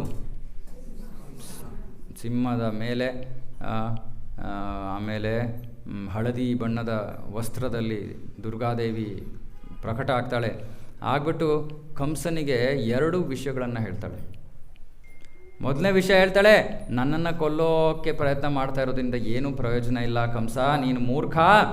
ನಿನ್ನನ್ನು ಕೊಲ್ಲೋ ನನ್ನ ಸ್ವಾಮಿ ಆಗಲೇ ಬೇರೆ ಕಡೆ ಜನ್ಮ ತೊಗೊಂಡಿದ್ದಾನೆ. ಇದು ಮೊದಲನೇ ವಿಷಯ ದುರ್ಗಾದೇವಿ ಕಂಸನಿಗೆ ಹೇಳಿದ್ದು. ಆದರೆ ಇನ್ನೊಂದು ವಿಷಯವನ್ನು ಹೇಳ್ತಾಳೆ. ಇನ್ನೊಂದು ಹೇಳ್ತಾಳೆ, ಇನ್ನು 2 ದಿನಗಳಲ್ಲಿ 8 ಮಹಾಶಕ್ತಿಗಳು ಭೂಮಿಯಲ್ಲಿ ಪ್ರಕಟ ಆಗ್ತಾರೆ. ಈ 8 ಮಹಾಶಕ್ತಿಗಳಲ್ಲಿ 2 ಶಕ್ತಿಗಳು ಬಹಳ ಬಹಳ ಶ್ರೇಷ್ಠ ಶಕ್ತಿಗಳು. ಈ ಶ್ರೇಷ್ಠ ಶಕ್ತಿಗಳನ್ನು ಯಾರು ವಿವಾಹ ಆಗ್ತಾರೋ ಅವರೊಂದಿಗೆ ಅವರು ಅಜೇಯರಾಗ್ತಾರೆ, ಅವರನ್ನು ಯಾರೂ ಸೋಲ್ಸೋಕ್ಕಾಗಲ್ಲ ಅನ್ನೋ ಒಂದು ಮಾತನ್ನು ದುರ್ಗಾದೇವಿ ಹೇಳಿ ಕಣ್ಮರೆ ಆಗ್ತಾಳೆ. ಇವಾಗ ಕಂಸನಿಗೆ 2 ವಿಷಯ ಗೊತ್ತಾಯಿತು. ಒಂದು, ಕೃಷ್ಣ ಆಗಲೇ ಇನ್ನೆಲ್ಲೋ ಜನ್ಮ ತೊಗೊಂಡಿದ್ದಾನೆ, ಒಂದು ವಿಷಯ ಗೊತ್ತಾಯಿತು. ಇನ್ನೊಂದು ವಿಷಯ, ಯಾವುದೋ 8 ಶಕ್ತಿಗಳು ಮಹಾಶಕ್ತಿಗಳು ಪ್ರಕಟ ಆಗುತ್ತೆ, ಅದರಲ್ಲಿ 2 ಶಕ್ತಿಗಳು ನನಗೆ ಬೇಕು. ಯಾಕೆ? ನಾನು ಅಜೇಯನಾಗಬೇಕು. ಹಾಗಾಗಿ ಆ ಶಕ್ತಿಗಳು ಯಾರೇ ಇರಲಿ ಅವರು ನನ್ನ ಹಿಡಿತದಲ್ಲಿರಬೇಕು. ಈ ಶಕ್ತಿಗಳನ್ನು ನಾನು ಕಂಡುಹಿಡಿಬೇಕು. ಮತ್ತು ಆ ಗಂಡು ಮಗುವನ್ನು ಕಂಡುಹಿಡಿದು ಆ ಗಂಡು ಮಗುವನ್ನು ಕೊಲ್ಲಬೇಕು. ಈ ಹೆಣ್ಣು ಮಕ್ಕಳು, ಶಕ್ತಿ ಅಂದರೆ ಹೆಣ್ಣು ಮಗು, ಈ ಹೆಣ್ಣು ಮಕ್ಕಳನ್ನು ನಾನು ಉಳಿಸ್ಕೋಬೇಕು ಅನ್ನೋ ಒಂದು ಅವನಿಗೆ ಗೊತ್ತಾಯ್ತು ಇವಾಗ ಇದನ್ನು ಮಾಡಬೇಕು ಅಂತ. ಆವಾಗ ಯಾರನ್ನು ಕರೀತಾನೆ? ಮೊದಲು ಯಾರನ್ನು ಕರೀತಾನೆ ಕಂಸ? ಪೂತನಿಯನ್ನು ಕರೀತಾನೆ. ಕರೆದ್ಬಿಟ್ಟು ಹೇಳ್ತಾನೆ, ಪೂತನಿ ಏನು ಸ್ಪೆಷಲಿಸ್ಟು? ಚಿಕ್ಕ ಮಕ್ಕಳನ್ನು ಕೊಲ್ಲೋದು ಸ್ಪೆಷಲಿಸ್ಟ್ ಅವಳು. ಸೊ ಅವಳನ್ನು ಕರೆದ್ಬಿಟ್ಟು ಹೇಳ್ತಾನೆ, 2 ಕಂಡೀಷನ್ ಹೇಳ್ತಾನೆ. ಮೊದಲನೇದು, ವ್ರಜ ಭೂಮಿಯಲ್ಲಿ ಈ 10 ದಿನಗಳ ಒಳಗೆ ಜನ್ಮ ತಗೊಂಡಿರೋ ಎಲ್ಲ ಗಂಡು ಮಕ್ಕಳನ್ನು ಕೊಂದುಬಿಡು. 10 ದಿನಗಳ ಒಳಗಡೆ ಜನ್ಮ ತಗೊಂಡಿರೋಂಥ ಹೆಣ್ಣು ಮಕ್ಕಳನ್ನು ಅಪಹರಿಸಿ ನನ್ನ ಹತ್ರ ಕರ್ಕೊಂಡು ಬಾ. ಯಾಕಂದರೆ ಅವನಿಗೆ ಆ ಶಕ್ತಿಗಳು ಬೇಕಾಗಿದ್ದು. ಅವನ ಯೋಚನೆ, ಅಜಯನಾದರೆ ನಾನು ಭಗವಂತನಿಂದನೂ ನಾನು ಕೊಲ್ಲಲ್ಪಡದೇ ಇರ್ಬೋದು ಅನ್ನೋ ಯೋಚನೆ ಕಂಸನಿಗೆ. ಸೊ ಈ ಸಮಯದಲ್ಲಿ ಇನ್ನೊಂದು ಘಟನೆ ನಡೆದಿದೆ. ಅದೇನು ಅಂದರೆ, ನಿಮಗೆಲ್ಲ ಹಿಮಾಲಯ ಪರ್ವತ ಗೊತ್ತಲ್ಲ. ಹಿಮಾಲಯದ ಪುತ್ರಿ ಯಾರು? ಹಿಮಾಲಯ ಪರ್ವತದ ಪುತ್ರಿ ಪಾರ್ವತಿ. ಪಾರ್ವತಿ ಯಾರೊಂದಿಗೆ ವಿವಾಹ ಆಗುತ್ತೆ? ಶಿವನ ಜೊತೆ. ಸೊ ಹಾಗಾಗಿ ಈ ವಿಂಧ್ಯಾ ಪರ್ವತ ಇನ್ನೊಂದು ಬಹಳ ಶ್ರೇಷ್ಠ ಪರ್ವತ. ವಿಂಧ್ಯಾ ಪರ್ವತ ಹಿಮಾಲಯ ಪರ್ವತದ ಮೇಲೆ ಸ್ವಲ್ಪ ಅಸೂಯೆ ಪಡ್ತಾನೆ. ಅಯ್ಯೋ, ಮಹಾದೇವ ಅವನ ಅಳಿಯನಾಗೋದ್ನಲ್ಲ, ಇವಾಗ ಇವನ ಇಚ್ಛೆ ಏನು? ವಿಂಧ್ಯಾ ಪರ್ವತದ ಇಚ್ಛೆ ಏನು ಅಂದರೆ, ನನ್ನ ಅಳಿಯ ಆ ಮಹಾದೇವನನ್ನು ಸೋಲ್ಸೋಂಥವನಾಗಬೇಕು, ಅವನಿಗಿಂತ ಶ್ರೇಷ್ಠ ವ್ಯಕ್ತಿ ಆಗಿರಬೇಕು ಅಂದ್ಬಿಟ್ಟು ವಿಂಧ್ಯ ಪರ್ವತ ಏನು ಮಾಡ್ತಾನೆ? ಆ ಬ್ರಹ್ಮನನ್ನು ಪ್ರಸನ್ನಗೊಳಿಸೋದಕ್ಕೆ ತಪಸ್ಸನ್ನು ಮಾಡ್ತಾನೆ. ಬ್ರಹ್ಮ ಪ್ರಕಟ ಆಗ್ತಾನೆ. ಬ್ರಹ್ಮನಲ್ಲಿ ಕೇಳ್ತಾನೆ, ಇವಾಗ ನನಗೆ ನನ್ನ ಮಗಳು ಅಂತಹ ಮಹಾದೇವನನ್ನು ಕೂಡ ಯುದ್ಧದಲ್ಲಿ ಪರಾಜಯಗೊಳಿಸುವಂಥ ವ್ಯಕ್ತಿಯ ನನ್ನ ಮಗಳು ಮದುವೆ ಆಗಬೇಕು, ಈ ವರವನ್ನು ನನಗೆ ಕೊಡಿ ಅಂತ. ಸರಿ, ನಾನು ಮುಂಚೆನೂ ಹೇಳಿದ್ದೀನಿ, ದೇವತೆಗಳು ಇವರೆಲ್ಲ ಏನೇನು ತಪಶ್ಚರ್ಯಗಳನ್ನು ಮಾಡ್ತಾರೆ, ಸರಿಯಾಗಿ ಮಾಡಿದರೆ ಅವರು ತಥಾಸ್ತು ಅಂತ ಹೇಳಲೇಬೇಕು. ಸೊ ಬ್ರಹ್ಮ ತಥಾಸ್ತು ಅಂತ. ಇವಾಗ ಬ್ರಹ್ಮನಿಗೆ ಚಿಂತೆ, ಇವಾಗ ಮಹಾದೇವನನ್ನು ಯುದ್ಧದಲ್ಲಿ ಪರಾಜಯಗೊಳಿಸುವಂಥವನು ಯಾರಿರೋರು ವ್ಯಕ್ತಿ? ಇರೋನು ಒಬ್ಬನೇ, ಅವನು ವಿಷ್ಣು. ಇವಾಗ ವಿಷ್ಣು ಹೇಗೆ ಪ್ರಕಟ ಆಗ್ತಾನೆ? ವಿಷ್ಣು ಹೇಗೆ ಇವನ ಮಗಳನ್ನು ವಿವಾಹಿತನಾಗ್ತಾನೆ? ಸೊ ಅವಾಗ ಬ್ರಹ್ಮನಿಗೆ ಒಂದು ಯೋಚನೆ ಬರುತ್ತೆ, ಓ ಸದ್ಯದಲ್ಲೇ ಕೃಷ್ಣ ಭೌತಿಕ ಜಗತ್ತಿನಲ್ಲಿ ಪ್ರಕಟ ಆಗೋ ಸಮಯ ಕೂಡಿ ಬರ್ತಾ ಇದೆ. ಸೊ ಕೃಷ್ಣನನ್ನು ಮದುವೆ ಆಗಬೇಕು ಅಂದರೆ ಯಾರು ಬರಬೇಕು? ರಾಧಾರಾಣಿ ಬರಬೇಕು. ಸರಿ ಅಂದ್ಬಿಟ್ಟು ಅವನೇನು ಮಾಡ್ತಾನೆ? ಬ್ರಹ್ಮ ರಾಧಾರಾಣಿ ಹತ್ರ ಹೋಗ್ಬಿಟ್ಟು ತನ್ನ ಪ್ರಾರ್ಥನೆಯನ್ನು ಸಲ್ಲಿಸ್ತಾನೆ. ಅಮ್ಮ ತಾಯಿ, ಹೀಗೆ ನಾನು ವರವನ್ನು ಕೊಟ್ಬಿಟ್ಟಿದ್ದೀನಿ, ಈಗ ನೀನೇ ಇದಕ್ಕೆ ಏನಾದರೂ ಮಾರ್ಗವನ್ನು ತೋರಿಸ್ಬೇಕು. ರಾಧಾರಾಣಿ ಹೇಳ್ತಾಳೆ, ಆಗಲಿ, ನೆರವೇರಿಸ್ತೀನಿ, ನಿಮ್ಮ ವರ ನಾನು ನಡೆಸ್ತೀನಿ, ನೀವು ನಿಶ್ಚಿಂತರಾಗಿ ಹೋಗಿ ಅಂತ. ಸೊ ಬ್ರಹ್ಮ ಹಿಂದಿರುಗ್ತಾನೆ. ಆಗ ರಾಧಾರಾಣಿ ಮತ್ತು ಆ ಎರಡು ಮೂಲ ಶಕ್ತಿಗಳು, ಒಂದು ಮೊದಲನೇ ಶಕ್ತಿ ರಾಧಾರಾಣಿ, ಎರಡನೇ ಶಕ್ತಿ ಚಂದ್ರಾವಳಿ ಅಂತ. ಈ ಎರಡು ಶಕ್ತಿಗಳು ಇವಾಗ ರಾಧಾರಾಣಿಯ ಸನಾತನ ತಂದೆ ತಾಯಿ ಯಾರು? ವೃಷಭಾನು ಮತ್ತು ಕೀರ್ತಿದ ಅಂತ ಅವರ ತಂದೆ ತಾಯಿಯ ಹೆಸರು. ಚಂದ್ರಾವಳಿ ಯಾರು ಅಂದರೆ ವೃಷಭಾನುವಿನ ತಮ್ಮನ ಮಗಳು. ಇವಾಗ ಇವರು ಶಾಶ್ವತ ತಂದೆ ತಾಯಂದರು. ಇವಾಗ ಶಾಶ್ವತ ತಂದೆ ತಾಯಂದರು ವೃಷಭಾನು ಕೀರ್ತಿದಾಗಿದ್ದರೆ, ಇವಾಗ ರಾಧಾರಾಣಿ ವಿಂಧ್ಯಾಪರ್ವತ ಅವನ ಪತ್ನಿಯ ಗರ್ಭದಿಂದ ಹೇಗೆ ಜನ್ಮ ತಗೊಳ್ಳೋದು? ಕಷ್ಟ. ಏನೋ ಮಾಡಬೇಕು ಇವಾಗ, ಮ್ಯಾಜಿಕ್ಕು. ಸೊ ಯೋಗಮಾಯೆ ಎಲ್ಲ, ಕೃಷ್ಣನ ಲೀಲೆಗಳೆಲ್ಲ ನಡೆಸೋದು ಯೋಗಮಾಯೆ. ಸೊ ಆಗ ಏನು ಮಾಡ್ತಾಳೆ? ಆ ಸಮಯದಲ್ಲಿ ಆ ಮಗು ಇನ್ನೇನು ಜನ್ಮ ಅಂದರೆ ಮಗುವನ್ನು ಯೋಗಮಾಯೆ ಕೀರ್ತಿದಾಳ ಗರ್ಭದಿಂದ ವಿಂಧ್ಯಾನ ಪತ್ನಿಯ ಗರ್ಭಕ್ಕೆ ವರ್ಗಾವಣೆ ಮಾಡ್ತಾರೆ. ಚಂದ್ರಾವಳಿಯನ್ನು ಕೂಡ, ಇಬ್ಬರು ಕೂಡ ಈ ವಿಂಧ್ಯಾಪರ್ವತದ ಮಕ್ಕಳಾಗಿ ಜನ್ಮ ತಗೋತಾರೆ. ಆ ಜನ್ಮ ತಗೊಂಡ ತಕ್ಷಣ ಈ ಪೂತನ ಏನು ಮಾಡ್ತಾಳೆ? ಅವಳಿಗೆ ಗೊತ್ತಾಗ್ಬಿಡುತ್ತೆ ಈ ಎರಡು ಹೆಣ್ಣುಮಕ್ಕಳು ಜನ್ಮ ತೊಗೊಂಡಿದ್ದಾರೆ ಅಂದ್ಬಿಟ್ಟು ಪೂತನ ಏನು ಮಾಡ್ತಾಳೆ? ಆ ಎರಡು ಹೆಣ್ಣುಮಕ್ಕಳನ್ನು ಅಪಹರಿಸ್ತಾಳೆ. ಆದರೆ ಆ ಸಮಯದಲ್ಲಿ ವಿಂಧ್ಯಾಪರ್ವತ ಒಂದು ಯಜ್ಞವನ್ನು ಮಾಡ್ತಾ ಇದ್ದಾನೆ. ಅಲ್ಲಿದ್ದ ಬ್ರಾಹ್ಮಣರಿಗೆ ವಿಂಧ್ಯಾಪರ್ವತ ಹೇಳ್ತಾನೆ, ಅವಳ ಶಕ್ತಿ ಕ್ಷೀಣಿಸೋ ರೂಪದಲ್ಲಿ ನೀವು ಮಂತ್ರಗಳನ್ನು ಉಚ್ಚಾರ ಮಾಡಿ ಅಂತ. ಸೊ ಬ್ರಾಹ್ಮಣರು ಮಂತ್ರಗಳನ್ನು ಉಚ್ಚಾರ ಮಾಡ್ತಾರೆ. ಆಗ ಆ ಪೂತನೆಯಲ್ಲಿದ್ದ ಶಕ್ತಿ ಕ್ಷೀಣಿಸ್ತಾ ಹೋಗುತ್ತೆ. ಅವಳ ಶಕ್ತಿ ಕುಂದೋಗ್ತಾ ಇದೆ. ಒಂದು ಜಾಗದಲ್ಲಿ ಬಹಳ ಸುಸ್ತಾಗ್ಬಿಟ್ಟಿರ್ತಾಳೆ. ಆ ಜಾಗದಲ್ಲಿ ಚಂದ್ರಾವಳಿಯನ್ನು ಬಿಟ್ಬಿಡ್ತಾಳೆ ಕೆಳಗಡೆ. ಇನ್ನೊಂದು ಸ್ವಲ್ಪ ಶಕ್ತಿ ಇದೆ, ಆ ಶಕ್ತಿಯನ್ನು ಹೊತ್ಕೊಂಡು ಅವಳು ಇನ್ನೂ ಹಾರ್ತಾ ಇದ್ದಾಳೆ ಗಾಳಿಯಲ್ಲಿ. ಎಲ್ಲಿಗೆ ಬರ್ತಾಳೆ? ವ್ರಜಭೂಮಿಗೆ ಬರ್ತಾಳೆ. ಬರ್ಸಾನ ಅನ್ನೋ ಜಾಗಕ್ಕೆ ಬರ್ತಾಳೆ. ಎಲ್ಲಿ? ರಾವಲ್ ಅಂತ. ಅಲ್ಲಿ ವೃಷಭಾನು ಮತ್ತು ಕೀರ್ತಿತ ಇದ್ದಿದ್ದಂಥ ಜಾಗ ರಾವಲ್. ಸೊ ಅಲ್ಲಿ ಏನು ಮಾಡ್ತಾಳೆ? ಅವಳ ಶಕ್ತಿ ಎಷ್ಟು ಕುಂದೋಗ್ಬಿಡುತ್ತೆ ಅಂದರೆ ಅವಳಿಗೆ ರಾಧಾರಾಣಿಯ ಚಿಕ್ಕ ಮಗುವನ್ನು ಹೊತ್ಕೊಂಡು ಹೋಗೋ ಶಕ್ತಿನೂ ಕಳ್ಕೊಂಡು ಅವಳೇನು ಮಾಡ್ತಾಳೆ? ಮಗುವನ್ನು ಕೆಳಗಡೆ ಬಿಟ್ಟುಬಿಡ್ತಾಳೆ. ಶಾಸ್ತ್ರದಲ್ಲಿ ಬೇರೆ ಬೇರೆ ತರಹ ವರ್ಣನೆಗಳಿದೆ. ಒಂದು ವರ್ಣನೆಯಲ್ಲಿ ಹೇಳುತ್ತೆ, ಕೀರ್ತಿದ ತಾಯಿ, ಅವಳ ಹೆಸರು ಮುಖರ ಅಂತ. ಈ ಮುಖರ ಈ ಮಗುವನ್ನು ಮಗು ಮುಖರಾಗೆ ಸಿಗುತ್ತೆ. ಅವಳು ಆ ಮಗುವನ್ನು ತನ್ನ ಮಗಳ ಹತ್ರ ಕರ್ಕೊಂಡು ಹೋಗಿ ಹೇಳ್ತಾಳೆ, ಅಮ್ಮ ಮಗಳೇ, ಇವಳು ನಿನ್ನ ಮಗಳು, ಇವಳನ್ನು ಸ್ವೀಕಾರ ಮಾಡು ಅಂತ. ಹಾಗೆ ರಾಧಾರಾಣಿ ಕೀರ್ತಿದ ಮಗಳಾಗಿ ಜನ್ಮವನ್ನು ತಗೋತಾಳೆ. ಇನ್ನೊಂದು ವರ್ಣನೆ ಇದೆ, ವೃಷಭಾನು ಬಹಳ ವರ್ಷಗಳಿಂದ ಅವರು ಹೆಣ್ಣು ಮಗುಗಾಗಿ ಆಸೆಯನ್ನು ಪಡ್ತಾ ಇರ್ತಾರೆ, ಹೆಣ್ಣು ಮಗು ಆಗಿರಲ್ಲ. ಒಂದು ದಿನ ವೃಷಭಾನು ಯಮುನೆಯಲ್ಲಿ ನಿಂತ್ಕೊಂಡು ತನ್ನ ಪ್ರಾತಃ ಕಾಲದ ಕಾರ್ಯಗಳನ್ನು ಮಾಡ್ತಾ ಇದ್ದಾನೆ, ಕಣ್ಮುಚ್ಕೊಂಡು ಪ್ರಾರ್ಥನೆಗಳನ್ನು ಅರ್ಪಿಸ್ತಾ ಇದ್ದಾನೆ. ತಕ್ಷಣ 1,000 ದಳಗಳ ಒಂದು ಪದ್ಮ ಕಮಲ ನದಿಯಲ್ಲಿ ತೇಲ್ಕೊಂಡು ಬಂದು ಅವನನ್ನು ಸ್ಪರ್ಶ ಮಾಡುತ್ತೆ.